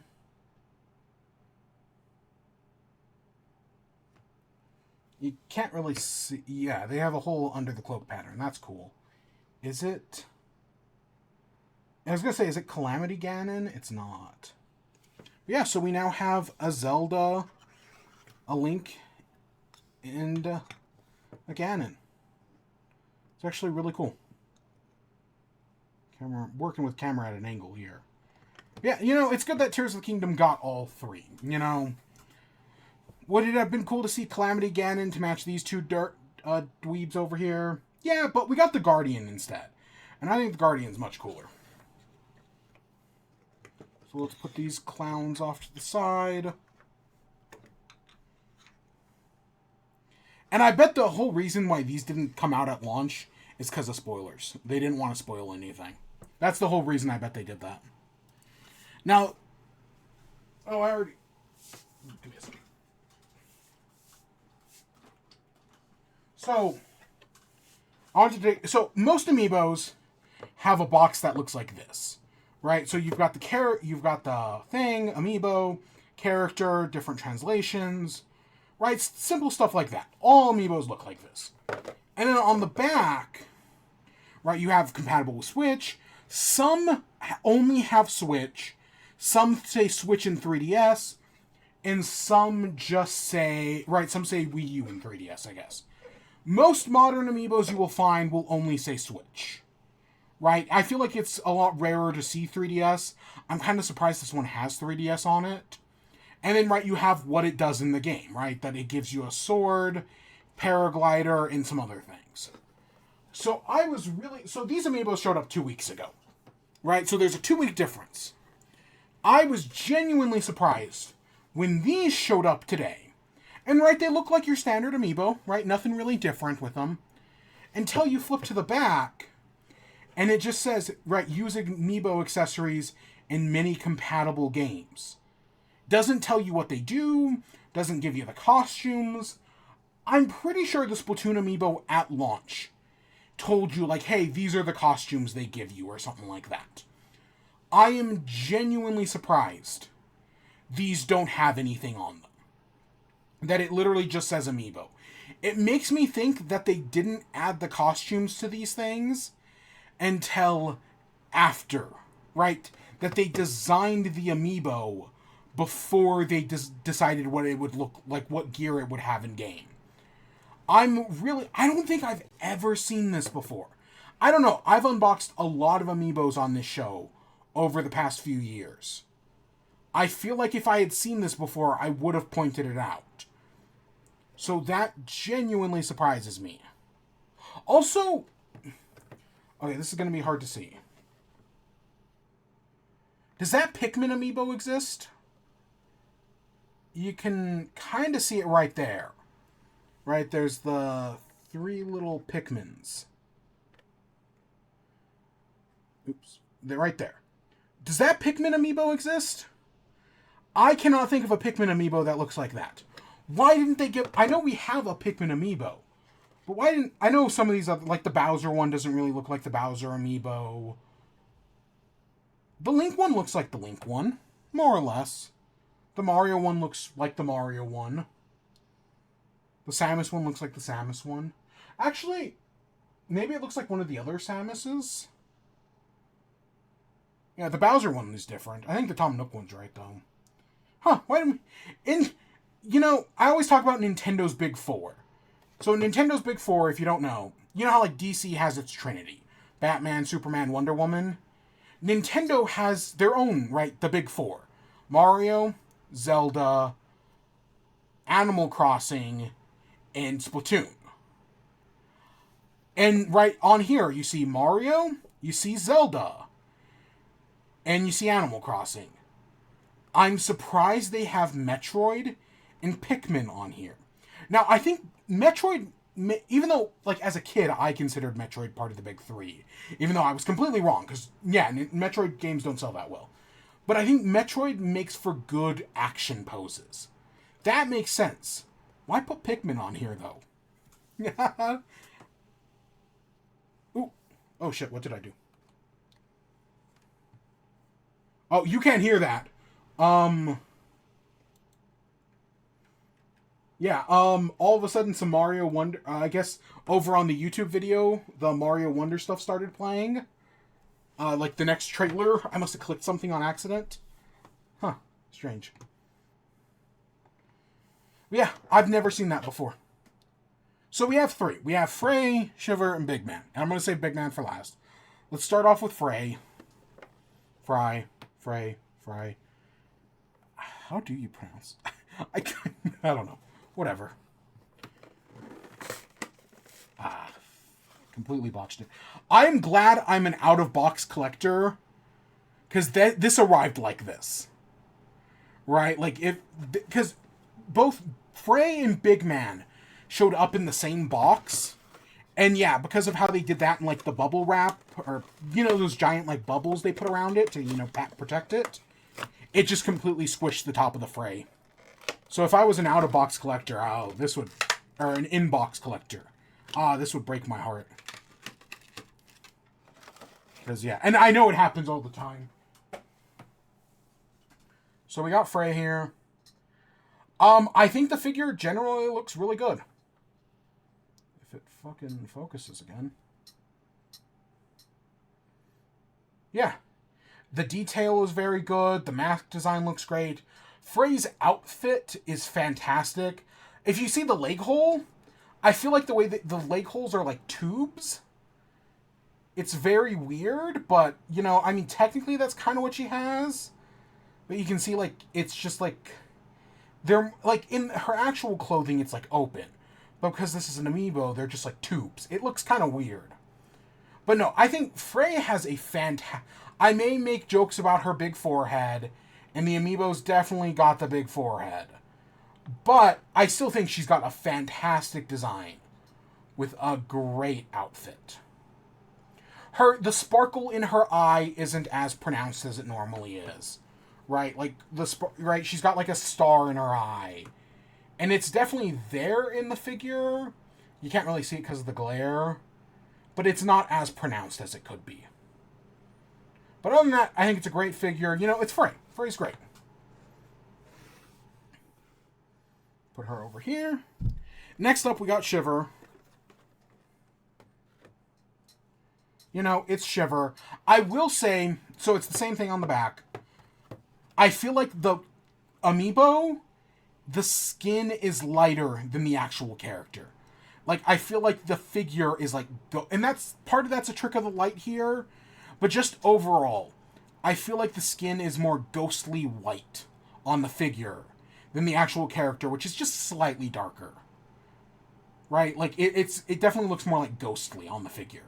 I know on the, because of the light, it looks kind of like Polaroid-y, but, or it looks like, yeah, like completely white. Yeah. I still find it interesting they did the masks for the amiibo. Part of me kind of, like, part of me wishes we could see the whole face, but whatever. You know, it's what they decided to do. So, ooh. The new amiibo. This one really smells like new amiibo, right? The new amiibo smell.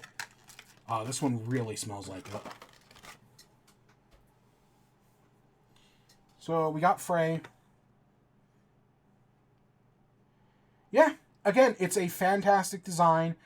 Again, I kind of wish like the red in the ears was a little bit more pronounced. I wish the red in the fingertips was a little darker, right? Like, yeah, I wish they had, you know, increase the color a little bit.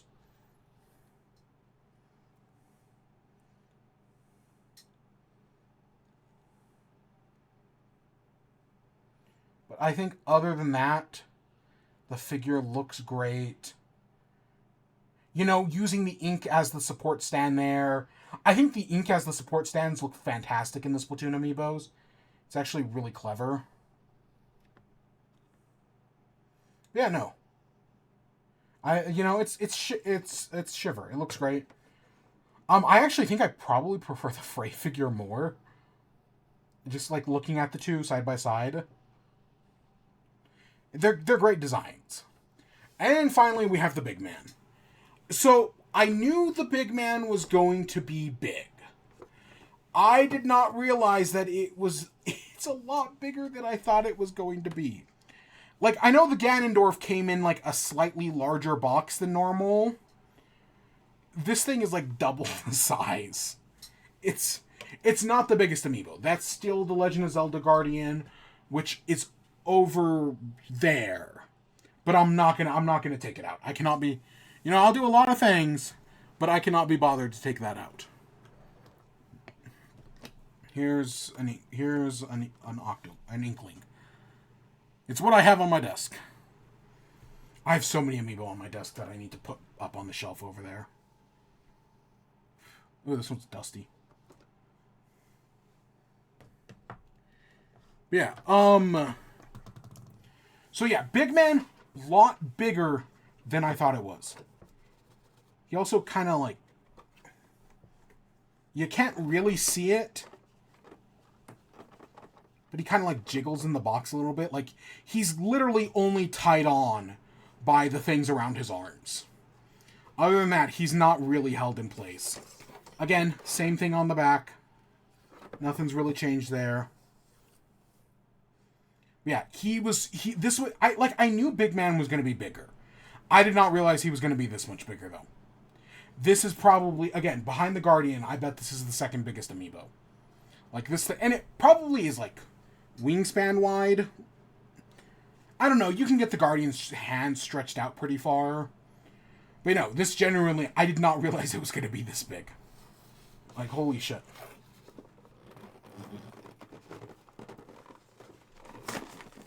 Ooh. Oh. Alright, let's take it out. Let's untie its little dealies.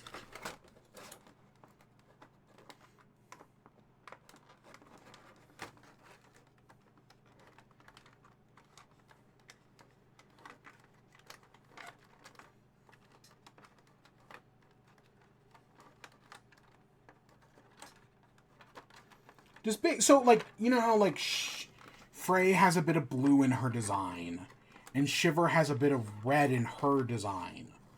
Does Big Man have any yellow in his design? Not, I mean, he's mostly a red figure. I'm surprised he doesn't have any yellow, like, even if his, like you can see the tips of his fins are kind of red. I kind of wish they were, like, shades of yellow, so that way, you know, you had each character with another character's, like, color. That makes sense, right? Yeah, there was nothing even holding him in there. Oh, new amiibo smell.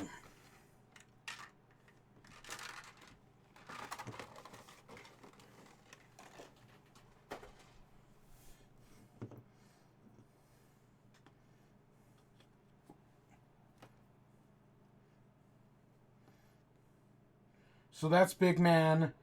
I think the character is just great design. I'm glad I think the idea of going with something non-human was a great idea. And I think it's resulted in a great character design. I feel his mask up there on the side, which I guess his mask has yellow in it. But then again, Phrase doesn't have any color in it. So, yeah, whatever. It has a little bit of gold in it, though. Got his backside. He's got his tail down there. But yeah, no, he is a big man. There's really not much to say other than big man. I think it's great. Oh, I'm the boss from Super Mario Sunshine. Oh, isn't that a fun reference? It'd be cool if a game did something like that. Hork, hork, hork. Yeah, no, I think the three of these are great.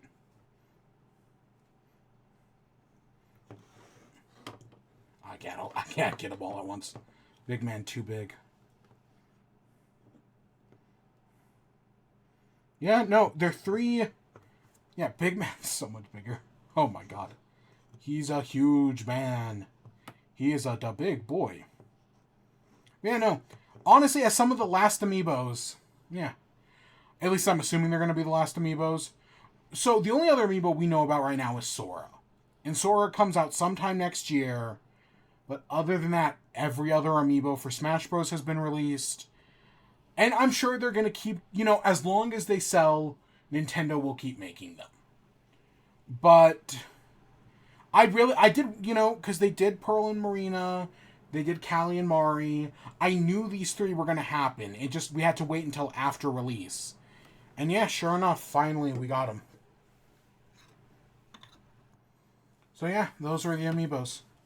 It's, you know, it's a lot of neat stuff. Amiibos are pretty neat. So yeah, cool. Cool beans, cool beans. Alright, so now we're gonna, I guess, head over to Sploon. Oh, I forgot to turn that off.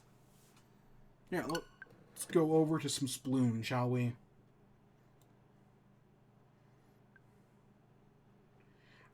God damn it.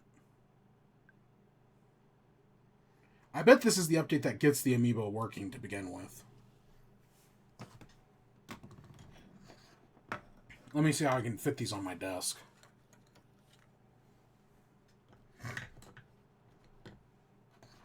I don't know. I really need to clear off my desk.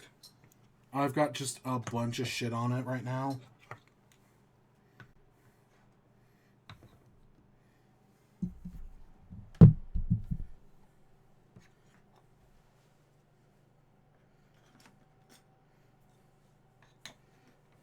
Yeah, just the boxes on these guys were taking up so much room.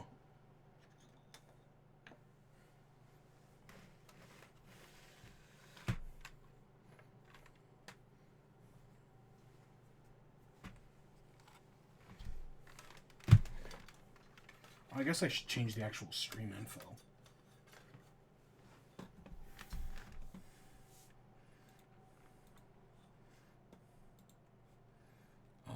Splathrine.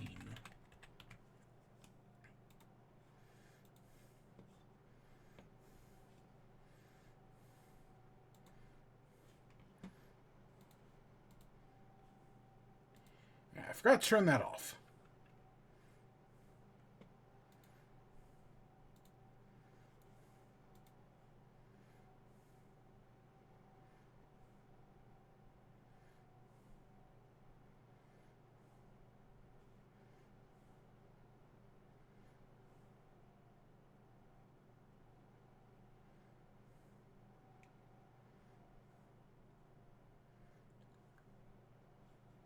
Huh. Interesting. Okay, whatever.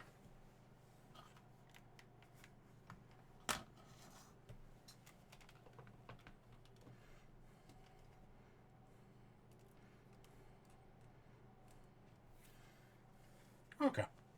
So yeah, amiibos. Oh. Those are some of the... You know, we got a Sora amiibo coming out in a few months. And that's one of the last ones. After that, well, we'll see.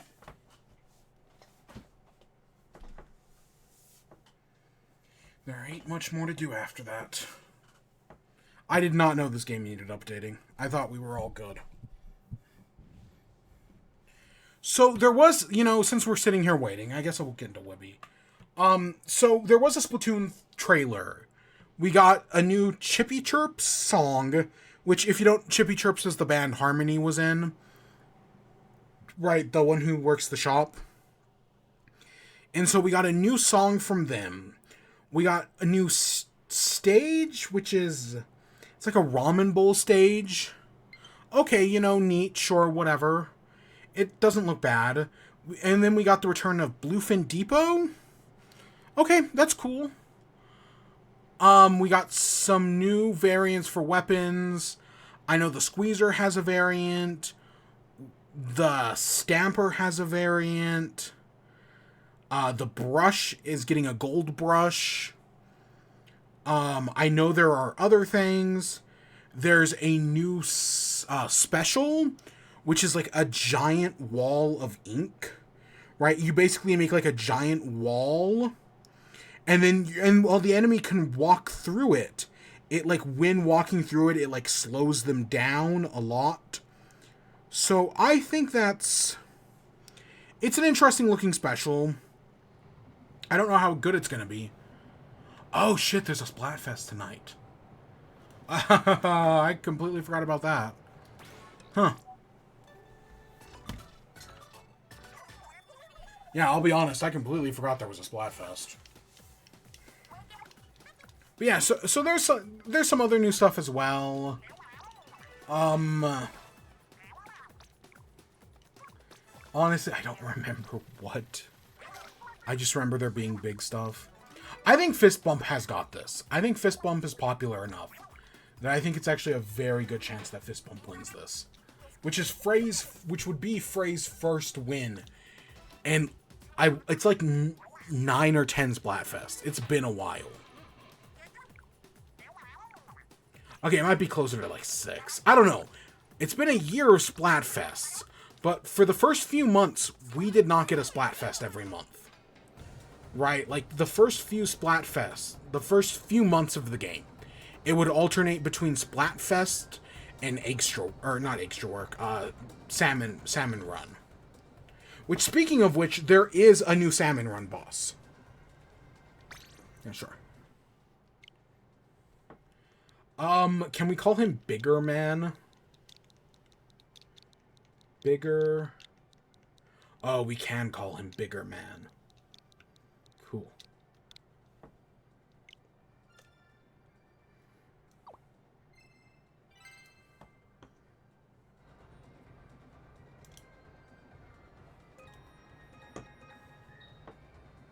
Look at how big he is.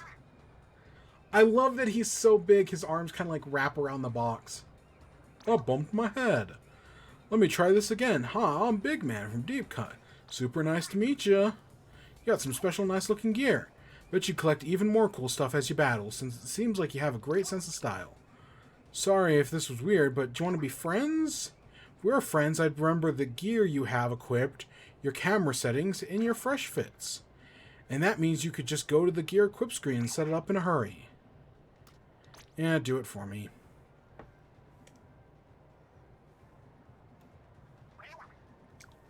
It's gonna be great. Here, got something to celebrate. And we got some Big Man boots. Of course, I'll work on getting all the gear. Yeah. See, like, this is what the traditional back of an amiibo box looks like. Right? It's got the thing, and then it kind of shows you what gear you get. It's so weird that the Splatoon amiibo are different. I don't know why that is, but that's just kind of how it is.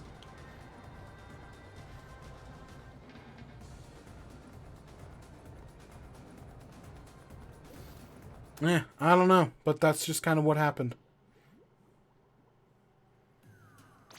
Oh god, yeah, I was using Stringer. Let me back my bucket. Bucket. Yeah, so, what was the other thing? Oh, yeah, so it looks like there's going to be a new Salmon Run boss. What's it going to be based on? No idea, right? We already have one that's jumping. We have one that's, the big bombs. As long as it's not based on missiles, which I don't think it will be. Because usually the Salmon Run bosses are based on, like, specials that, you know, we don't, like, Splashdown. But I guess the big one is based on Booyah Bomb, I guess? I don't know. Anything's possible, but I don't want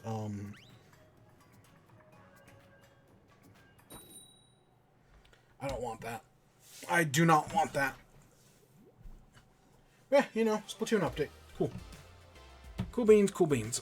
So actual Wibby stuff. Like, what have I been enjoying? Well, Super Mario Wonder. So we kind of got cut off last week. The last thing I remember talking about was the bosses, how I don't like the bosses. Like, I seen some people say, like, oh, you know, even having the Koopalings back would have been better than this. And, I mean, maybe, but at the same time, I don't want the Koopalings back. I don't like, I'm sick and I've got Koopaling fatigue. That hasn't changed. I don't want the Koopalings back. No, thank you. Instead, I would have liked them to have taken influence. You know, take influence from the first new Super Mario Bros. Game. That had a lot of weird bosses in it. If I remember correctly. You know, bring back fucking Reznor. I know Reznor was in one of the new... I want to say New Super Mario Bros. 2 had Reznor in it. Or, as I was saying, you know, take influence from, like, a Kirby game. And have, you know, a boss with a health bar. Or something like that. You know, that could be... Or from Shovel Knight. Right? However you make it work, I don't know. There's got to be more interesting things than what they did. I'm fine... And I want to say, I am fine with one Bowser Jr. fight. I think you can get away with one. But anything after that, right, I think the game has 4. That's excessive. Also, I'm surprised you don't fight Kamek. Spoiler alert. I guess spoiler alert? Yeah, I probably should have said that earlier. You don't fight Kamek in the game. Which surprised me. Because you fight Kamek in the new Super Mario Bros. Games. Or at least you did in Wii and 2. I think you fought him in Wii. I know you definitely fought... You 100% fought him in U. I remember that boss fight. Where you're like jumping on the blocks with the enemies in them. But no, I do enjoy Mario Wonder. Since the last week, I have 100%ed the game. I went back, I got the, like, 3... I had missed, like, the top of, like, 3 flag pulls. And I had probably missed, like, 15 to 20 star coins. Right? I was really up to beat on the flag pulls. Right? I had only missed, like, a few. I was probably missed closer to, like, 5. Because I think there were some, like, challenge levels. Right? Like, screwed it up. The spin badge is still the best badge in the game.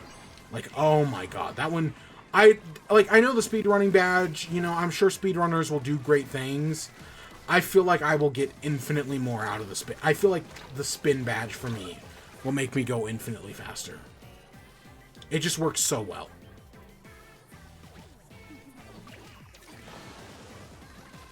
I would have loved to have seen a Wario shoulder chuck badge. I know Wario's not in the game, but having a badge that does his, like, shoulder chuck would have been a cool thing. I get why it didn't happen, but it would have been... That'd be a great DLC. Because, I mean, the spin is already kind of what Rosalina could do. I would love for Mario Wonder to have DLC. It won't. But I've seen a lot of people say, like, oh, wouldn't it be cool to get, like, a challenge mode? Because... I know people like challenge mode in the new Super Mario Bros. Games. I would love to see them do the multiplayer mode from the DS game. Right, the DS game had like a multiplayer versus mode that was really cool. I would love to see some of that, but I don't think we'll actually get that. Oh shit. I didn't even realize the maps were going to change. So, you know, that'd be cool.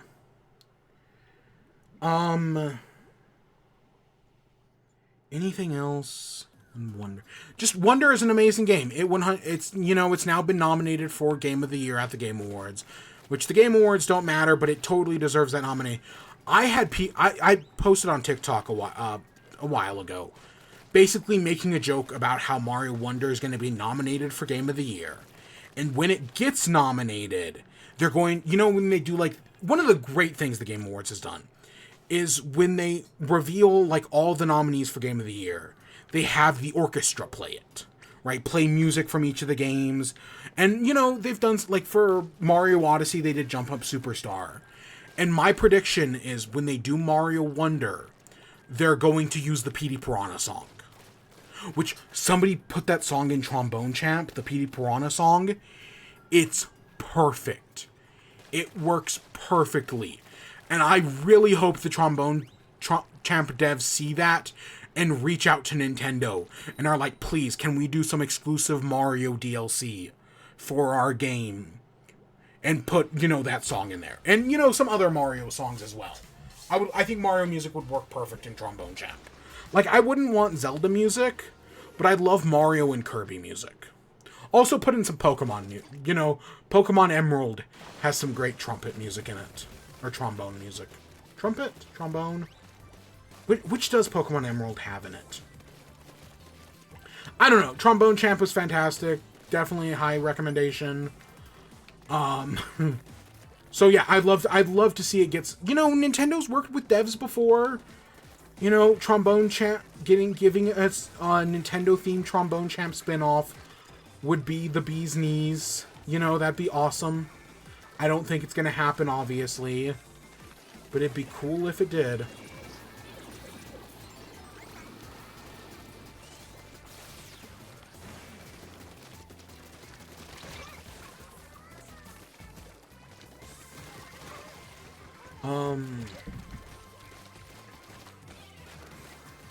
What else? But yeah, so I think use that music from Mario Wonder's introduction. That would be fantastic. But so when I posted that on TikTok, a bunch of people a bunch of people couldn't read. Because I simply said when Mario Wonder gets nominated. And a bunch of people were like, there's not a chance in hell Mario Wonder win Games of the Year. It's like, listen here, you fucks. I didn't say that. Learn to fucking read. Right? Like, I get it. I know some of those people are like 5.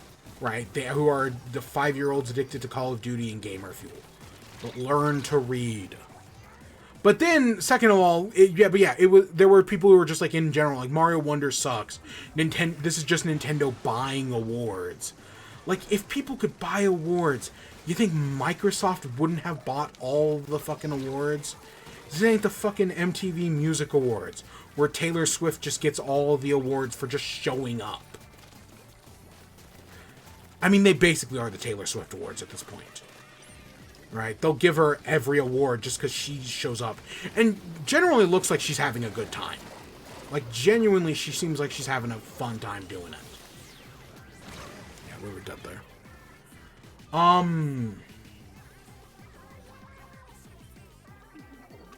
But no, Mario Wonder totally deserves to be there. Everyone who disagrees can go fucking fuck a duck. I don't know. I think it got to the point where, like, even though I didn't really care that much, people were just yelling at me so much that now all of a sudden I was like, you know what? Fuck you. I guess I'm going to care. Right? Right? Like I took a neutral stance, and then when I came upon some extremists, all of a sudden it turned me into an extremist going against them. Which was definitely not what they wanted, but, you know, that's how the internet fucking works. Treymov's algorithm. Is it Treymov's algorithm? It's definitely not Treymov's algorithm. I don't remember what it's called. Treymov's algorithm is how you solve a maze. No, I don't remember what it's called. So yeah, Mario Wonder, fantastic game. High recommendation. I did pick up Super Mario RPG, haven't even touched it. Nope. It came in with the same order as all the Splatoon amiibos today. Didn't even touch it. I'll get around to it, you know. I've got some time. I've started that game like 6 times. And I have never beaten it. I've never got past the Star Road. Just to give you some perspective there. So maybe this time I actually will.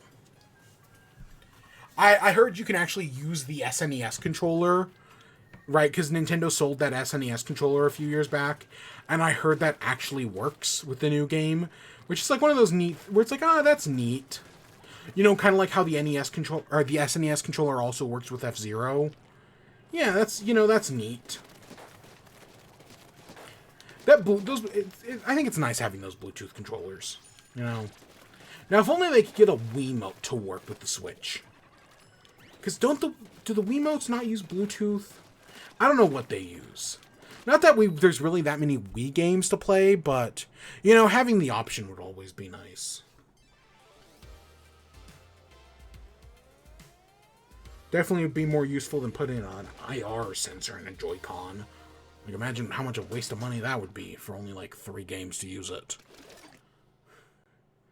So, the other thing I played... So, we talked a few weeks ago about how, even though I should have been playing Mario Wonder, I replayed Shovel Knight.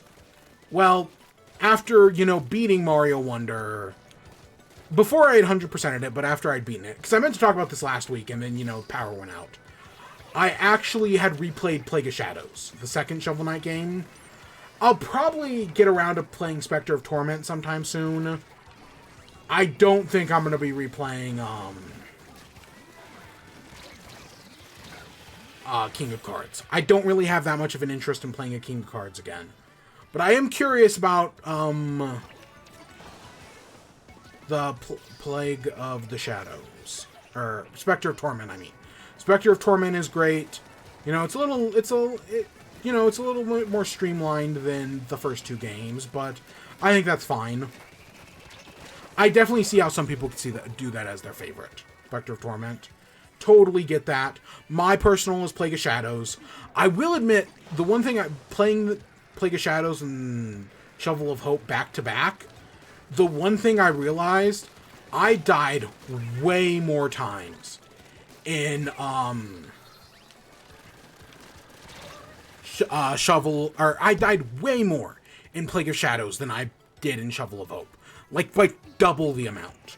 Because I want to say, so I've played Shovel Knight, I don't know, probably like 24 times. Plague of Shadows I've probably played about the same amount. And then, you know, it goes down for each of the subsequent games from there. But, I might have actually played Plague of Shadows more, because it's my favorite. But, when I was replaying Shovel of Hope, there were entire stages where I just didn't die at all. Which I know for some people isn't that big of a deal, but for me, that's, right, I die a lot in those games, because I'm not actually that good at video games, like, at all. Especially games like Shovel Knight or Celeste. Which I've never played. Celeste is one of my favorite games of all time. I have never played the DLC for it. Because I couldn't get past the final 2 stages Seasides, the Summit and the Heart. I could not beat those stages. So I've never played the DLC. Yep. Fun fact. I really should give it another go one of these days. But yeah, so in Shovel of Hope, I died like 22 times. Right? I had multiple stages where I didn't die at all. And the only money I actually lost in the entire game was, I want to say, the stage... No, maybe it was 2 stages before the final boss. The first Tower of Fate stage. Because I beat the game only having lost like 2,000 gold. Which is not bad at all for me. Right? Any time I had died before then, I was able to recover. And I only died once, unable to recover my gold. Spectre, or Plague of Shadows, on the other hand, if I died 22 times in Shovel of Hope, I died 44 times in Plague of Shadows, and I lost closer to, I want to say, 11,000 gold? Yeah, I probably lost close to, like, 6 times the amount. And most of that was in the last level. In the not the last level, but the level before last.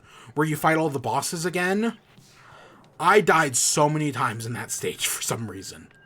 Probably like a quarter of all my deaths came from that one stage. But yeah, I guess I just, you know, because I've described Plague of Shadows as a game that's difficult to learn, very hard to master. Probably difficult to learn, it's probably like medium difficulty to learn, very hard to master. But if you put in the time and effort to master it, I think Plague of Shadows has the smoothest gameplay. There's something about, you know, jumping, bomb bursting, jumping again, you know, throwing out some bombs to maintain momentum, bomb bursting again, that is so satisfying.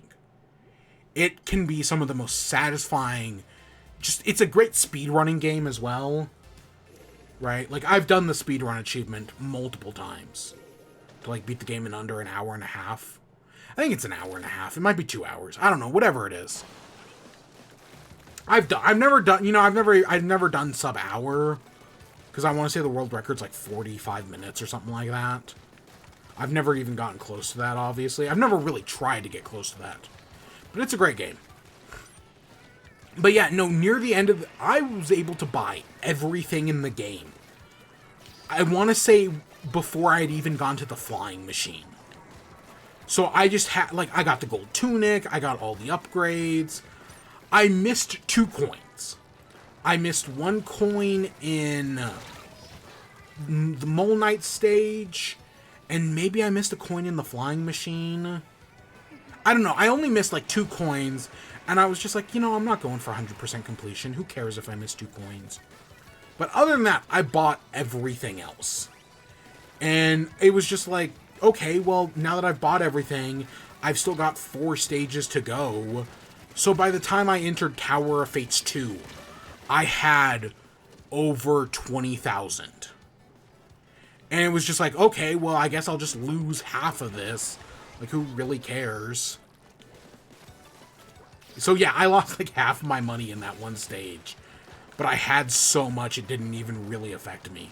I might have even bought everything before I did Tinker. Because I always do stages in the same order. I do King Knight, Spectre Knight, Treasure Knight, Plague Knight, Mole Knight, Polar Knight, Tinker Knight, and Propeller Knight. In that order. I know I should vary it up one of these days, but I think that's just the best order to do things. I did, because I did not, even though I've played Plague of Shadows, like, again, like, probably like 24 times, I did not know that when fighting the inner self, if you just stand perfectly still, eventually the inner self will tell you, like, oh, I respect your resolve. And then just, you don't have to fight it. It moves on to the final phase. I did not know that until I saw it in, like, a TikTok recently. And was like, oh, shit, you know, I should do that. And sure enough, yep. I don't know why I never heard that before. But yeah, so that was neat, you know, to finally having done that. I mean, it makes sense in a way, because, you know, it's all about, like, the internal struggle. So, like, you know, having the resolve to not fight yourself. I get what they're going for.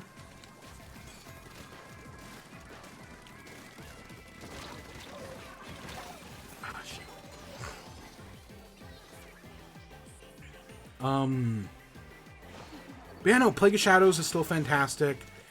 Shovel Knight's amazing. Just the collection as a whole. But I'm definitely going to play Spectre of Torment at some point. Probably going to easily breeze my way through that one, because I know that one as well pretty well.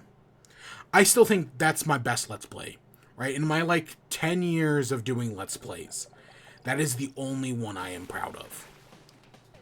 I mean, I've had some okay streams over the years, but I think of that as a different thing. But of, like, actual, like, Let's Play. I'm proud of Spectre. In my head, I am. I've never rewatched it or anything, because I know if I it's like my Celeste review. I will never rewatch my Celeste review, because in my head, that's a good review. And I don't want to rewatch it, because I know it'll be bad if I rewatch it. Same thing with Spectre of Torment. I know it'll be bad if I rewatch it, so I'm never going to. I'll keep lying to myself every day. And eventually things will turn out all right. So I'm not talking about, I have seen, you know, I saw the Marvels. I've seen the new Hunger Games movie. I know the strike is over. Sometime in the next few days, probably tomorrow or Sunday, I'm going to sit down and we're going to go through the strike list. Because since the strike started, I have been keeping a list of everything I have watched. And I just didn't have time to do it last week, but I've got time this week. So we're going to sit down. We're just going to have some random game in the background. Maybe Splatoon. I was thinking like maybe Mario 64 or something. And I'm just going to talk about every movie and TV show I've seen in the past like 4 months. Because, of course, I do have to do it sooner rather than later. Because there is the full possibility that the SAG-AFTRA rejects their new contract. And the strike starts up again. That has not been ruled off the table.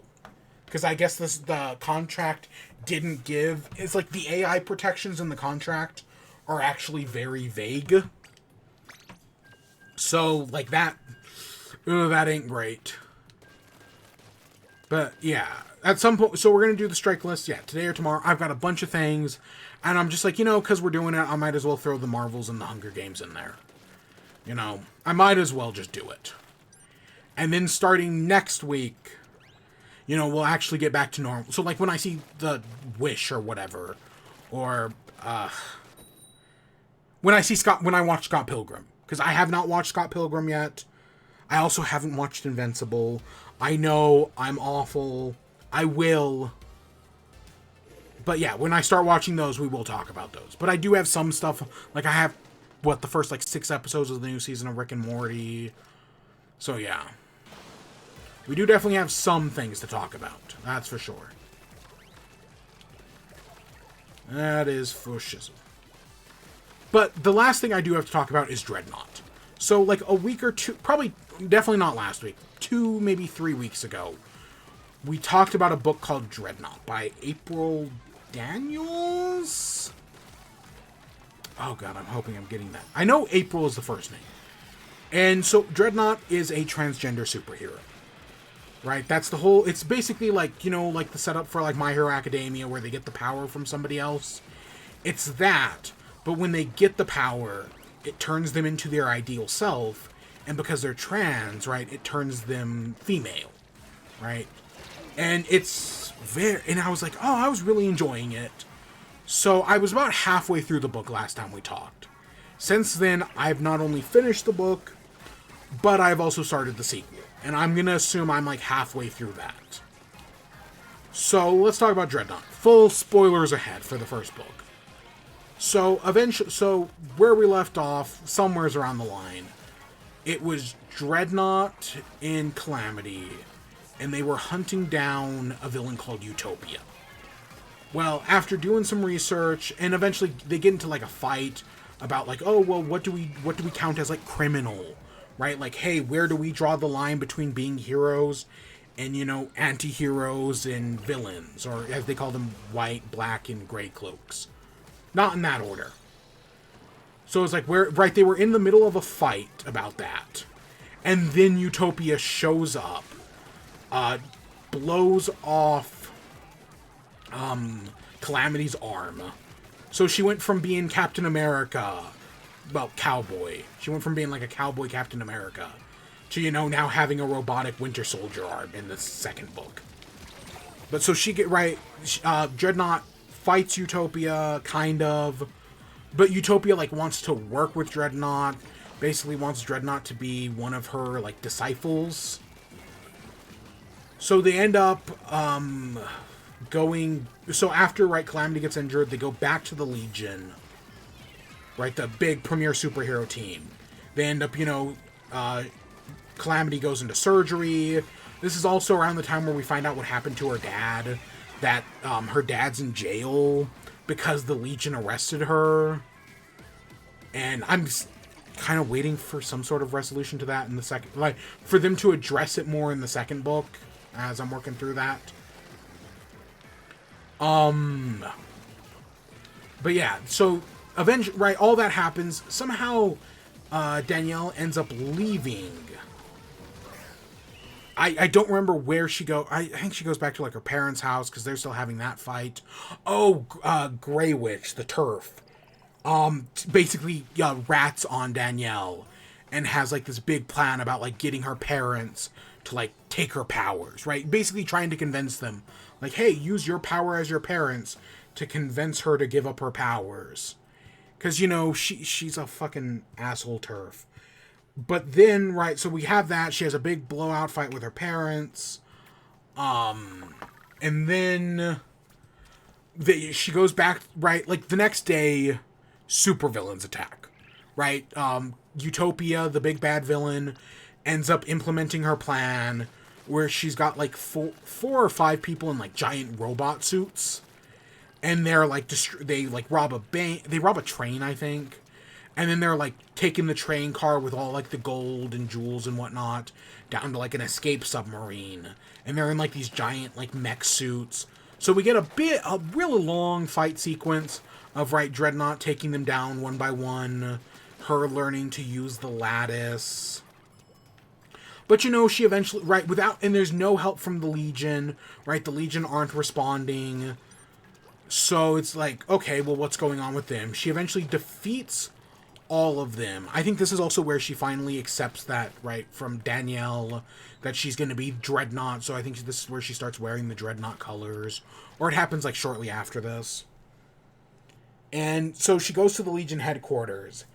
And this is where we find out that the Doctor is actually Utopia's daughter. Kind of. The Doctor's an android. But she's right, she was an android created by Utopia. And Utopia is actually, like, their real name is Malice, or Mistress Malice, who was, like, the big superhero back in, like, the 60s, who tried to take over the world. And now, okay, if I have one problem with this, and I get that's kind of what they're going for here, but I don't know how much I like this. Basically, when they arrive back at the, the Legion Tower, they find out that, a bunch of the Legion members have been killed. Valkyria, the one who's, I think, like an Iron Man-like. I don't know, he's dead, so I kind of don't remember, but, you know, he's dead, Valkyria's dead, Magma gets, like, blasted through the chest or something like that. He lives, but, you know, he takes a big hit.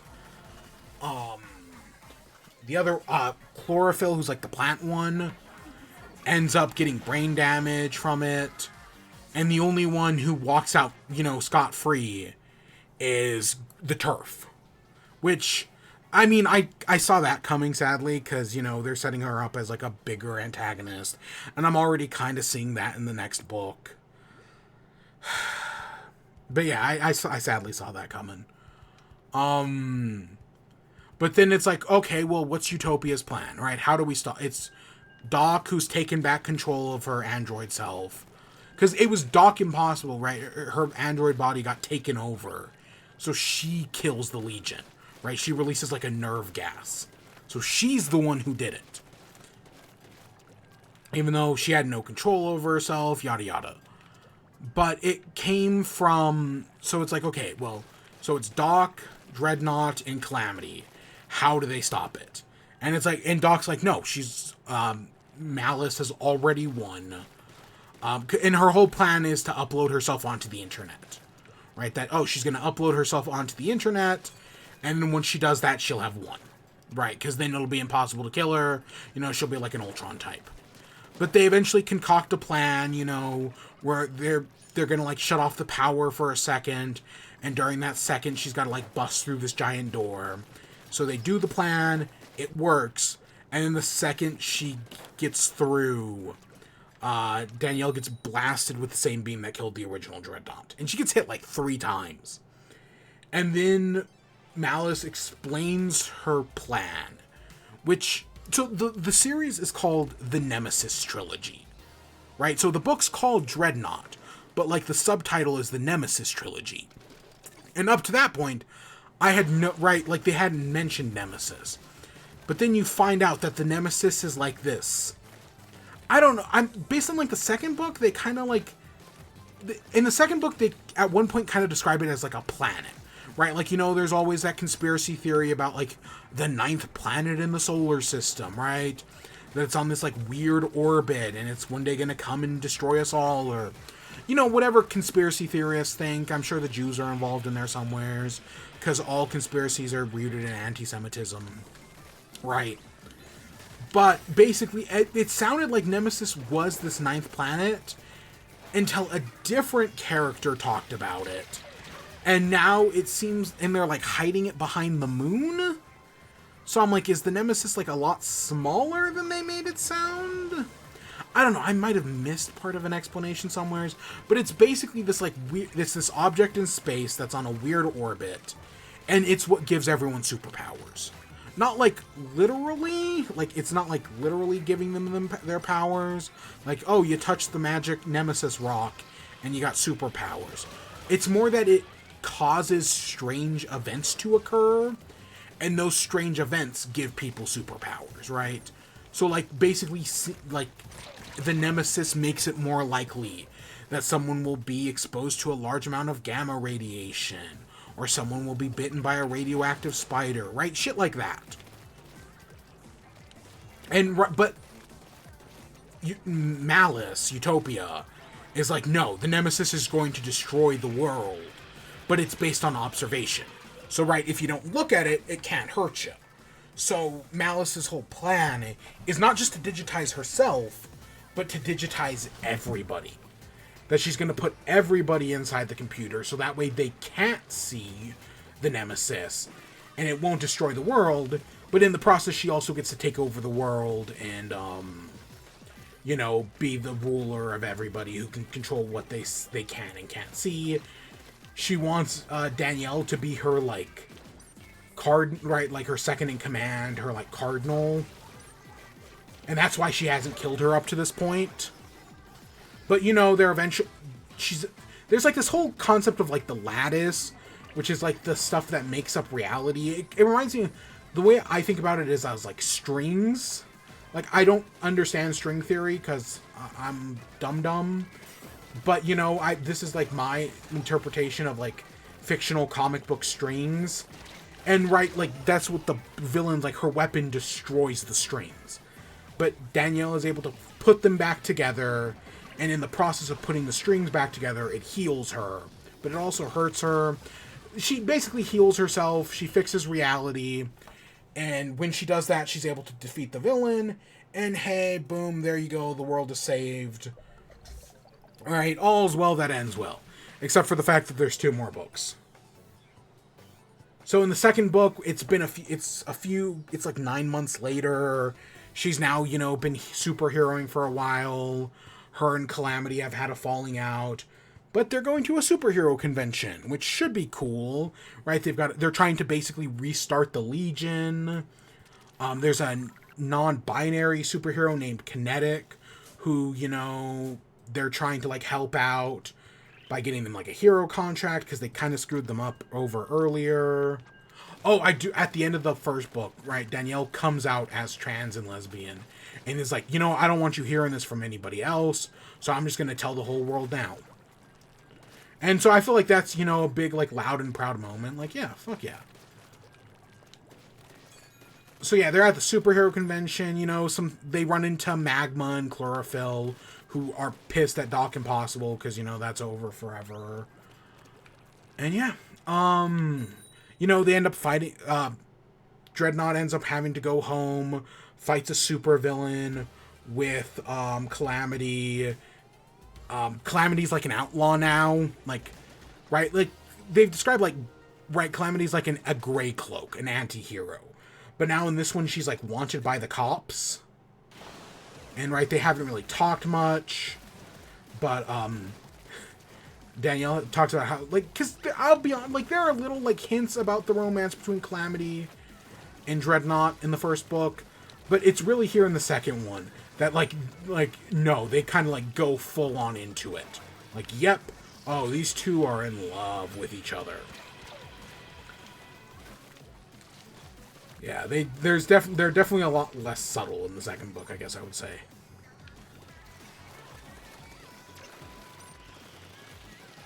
Oh, come on.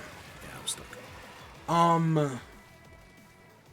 And then like where I'm at, there's this guy who, you know, the second book is called Sovereign.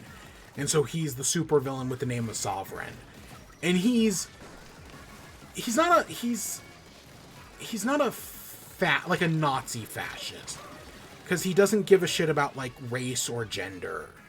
Instead, he believes that like he's a king and that he should like we should go back to like the old ways of like kings and queens, and he'll be the king that rules over his own nation and shit like that. And basically the supervillain is basically captured the Nemesis and is going to be using it to determine who can and can't get superpowers. And it's like this big thing, right? Because, you know, the Nemesis, like, Danielle wants to, you know, give powers to everybody. But, you know, Sovereign and Thunderbolt, who's another, like, Sovereign goes on this whole rant about, like, PC culture, right? When, like, the big reveal that, like, they're the supervillains happens, right? He complains about, like, PC culture and people, like, wasting their power. And, like, oh, well, we're all hung up on language here in America. That's why we don't get anything done. You don't see people in China talking about gender, do you? Right? Like, he's one of those fucking assholes. It's not... Again, it's not a neo-fascist, but it's something like that. I'm forgetting the exact word off the top of my head. But right there, it's not like your traditional, like, Nazi. They're doing something a little different, right?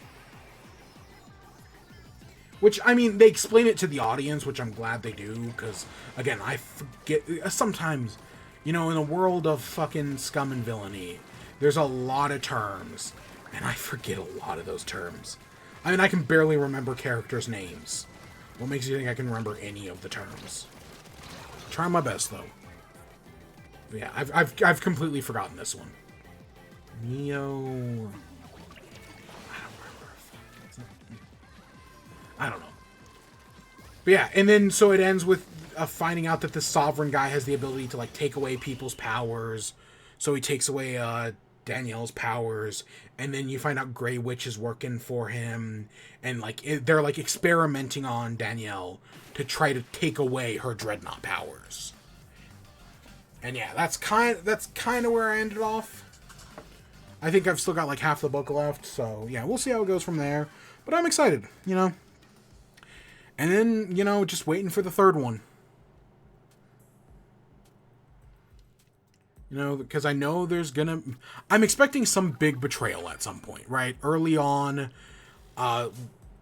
this guy, like, at the superhero convention warns her, like, you have to be careful who you can trust with the Nemesis, because anyone could betray you at any moment. And, right, like, the Sovereign guy is, like, very obviously evil. But I'm waiting. There's got to be, like, someone in, like, the internal circle that's going to betray them. I just don't know who. I don't think it's going to be Calamity. I don't think it's going to... I don't know. There's a part of me that could see it being Calamity, but I don't think they're going to do that. I don't think it's going to be Doc either, because I feel like that one's too easy. It might be the Wizard. It's not Clarence. It starts with a C. I don't know. I mean, and there's also Karen, who was not a Karen, but also... Yeah, it's a whole thing. And she gets betrayed by Karen at one point. And that's a whole thing that happens. But I feel like that's going to turn around. Because the last time we saw her, she was like, oh, you said you weren't going to hurt her. After she gets betrayed. So, yeah. But yeah, no, Dreadnought. The first book was pretty good. And the second one, you know, I've been enjoying it so far. I've still got a ways to go, though. And yeah, I have been considering reading the Hunger Games book, the Ballad of Songbirds or Ballad of Snakes and Songbirds, whatever it is, something maybe not in that order. And but now I've seen the movie, it's like, do I really need to read the book? Like, if this was like a few weeks ago, I probably would have started the book. But honestly, even when the book was announced, I was like, do we really need this? Is this a story that really needs to be told? And I know the book probably changes a bunch of things. I probably bet it goes into more details. I know it definitely has some differences with the ending, which we'll talk about in a few days, but I don't think I'm actually going to read the book. I did start rereading Scott Pilgrim, but that's a whole other thing. That was just kind of like, oh, hey, I have some time to kill today. Oh, Scott Pilgrim, sure, yeah, let's read the first, like, volume 1 out of 6. You know, deal with fucking Matthew Patel or whatever his name was. Yeah, sure, let's deal with that. That might be fun.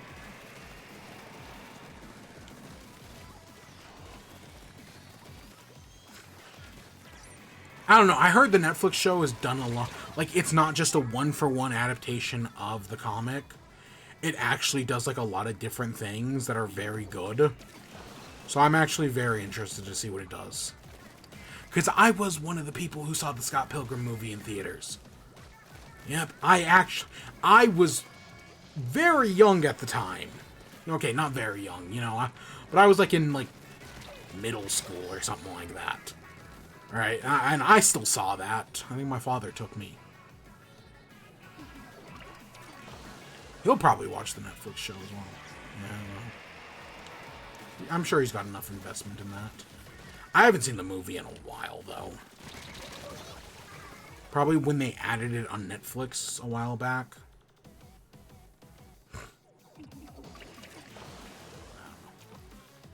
I don't know. It was reading Scott Pilgrim again was kind of the one thing I did notice was like the last time I had read this, I was younger than Scott. Reading it again, I am now older than Scott. That's kind of weird. Like, that's definitely a weird feeling. So, yeah.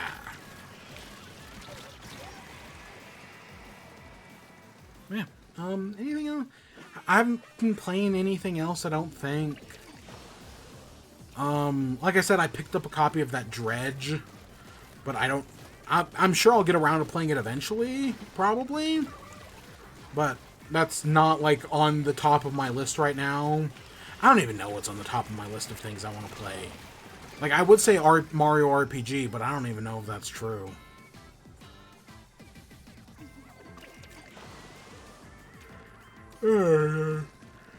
I know, so, I guess that's the end of Wibby. Let's talk about the outro.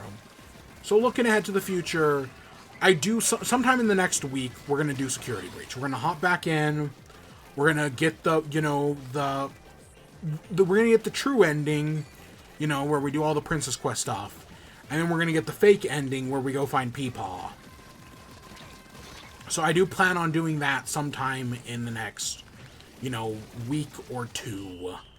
Sometime in the next week, I should say. Like, yeah, I'll do that sooner rather than later. Sometime before Thanksgiving. Am I going to do anything on Thanksgiving? No, I mean, I do have the day off, but I'm not going to do anything.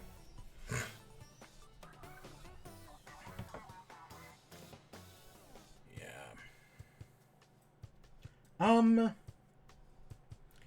Anything else I have planned?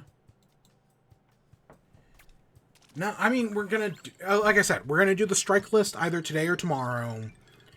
And yeah, we're going to hop back into Security Breach at some point, and we'll do that. We'll do Ruin. Honestly, depending on how long it takes to get the true ending, we might... Ooh, actually, I don't want that. We might actually do both in the same stream. Again, depending on how long it takes. I don't know. I kind of glitched out the game last time we did it, so that might be a problem we're going to have to fix, and that might take a lot longer.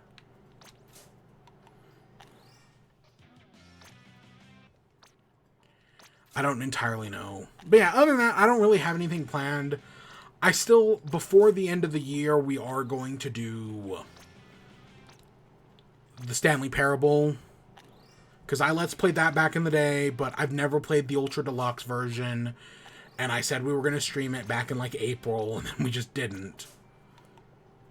Because Zelda took a lot of time from us. Rightfully so, but...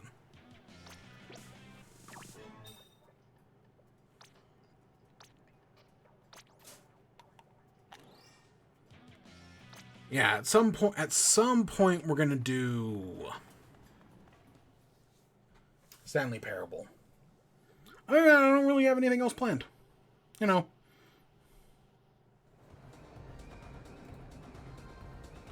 Oh, we have Pokemon DLC in like mid-December, but you know, we'll do that when it comes to it. Like that's a mid-December thing. That's not like a today thing.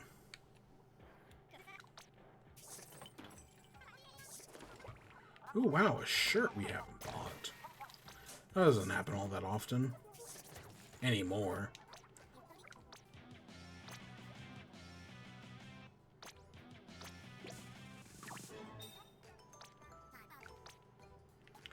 At some point, I do really want to get that,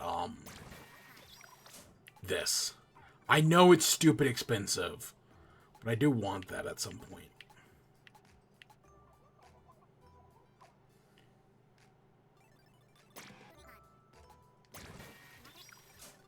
I know that was also expensive, but I've got a little bit of money. I mean, I'm over 100K. So yeah, I think that's all we got for tonight. You know, we'll be back tomorrow with, or sometime in the next day with the strike list. Which you know, the strike list might only take like an hour, because some of these things I haven't seen since July. But it is also totally possible the strike list takes us like 6 hours. I don't know. It depends on how much I want to talk about these things. But literally fucking anything is possible. I don't know. I'm trying to think of it like Game of the Year. Game of the Year usually takes me 4 hours, right? That's how much time I set aside for that. So that's probably my minimum, if I had to guess. Yeah, we'll do that, you know, sometime either today or tomorrow. Because I gotta get it. There were some people who were like, oh, you know, you have 48 hours to talk about movies. And I don't want to hear anybody mention Barbenheimer ever again. And it's like, you know, some of us have fucking lives. We can't just turn around and talk about this shit. Right? We gotta prepare. I mean, if I was smart, I would have just been filming stuff in the background. And then just all releasing it now. And I definitely did think about that, like, in, like, September. But by then it was like, oh no, it's already too late. I probably thought of it earlier than September, but nah. You know, we got some art. We sure got some art. I really do think Team Fist Bumps has this. Right? I don't even know if we fought a hug one tonight. I mean, I'm sure we did at least one. But I think Fist Bumps got this. I don't know, I'm a handshake guy. So yeah. I think that's it for tonight. We'll be back in the... Oh god, I saw the Garfield over there. Yeah. I think Chris Pratt did a fine job as Mario. Nothing stellar or anything, but I thought it was fine. Chris Pratt as Garfield? No. I do not like that as a Garfield voice. No, thank you. Yeah. Any other random thoughts? I'm sure, but nothing I'm going to say right now. So I hope you all enjoyed. Stay tuned for more. Till next time. Peace.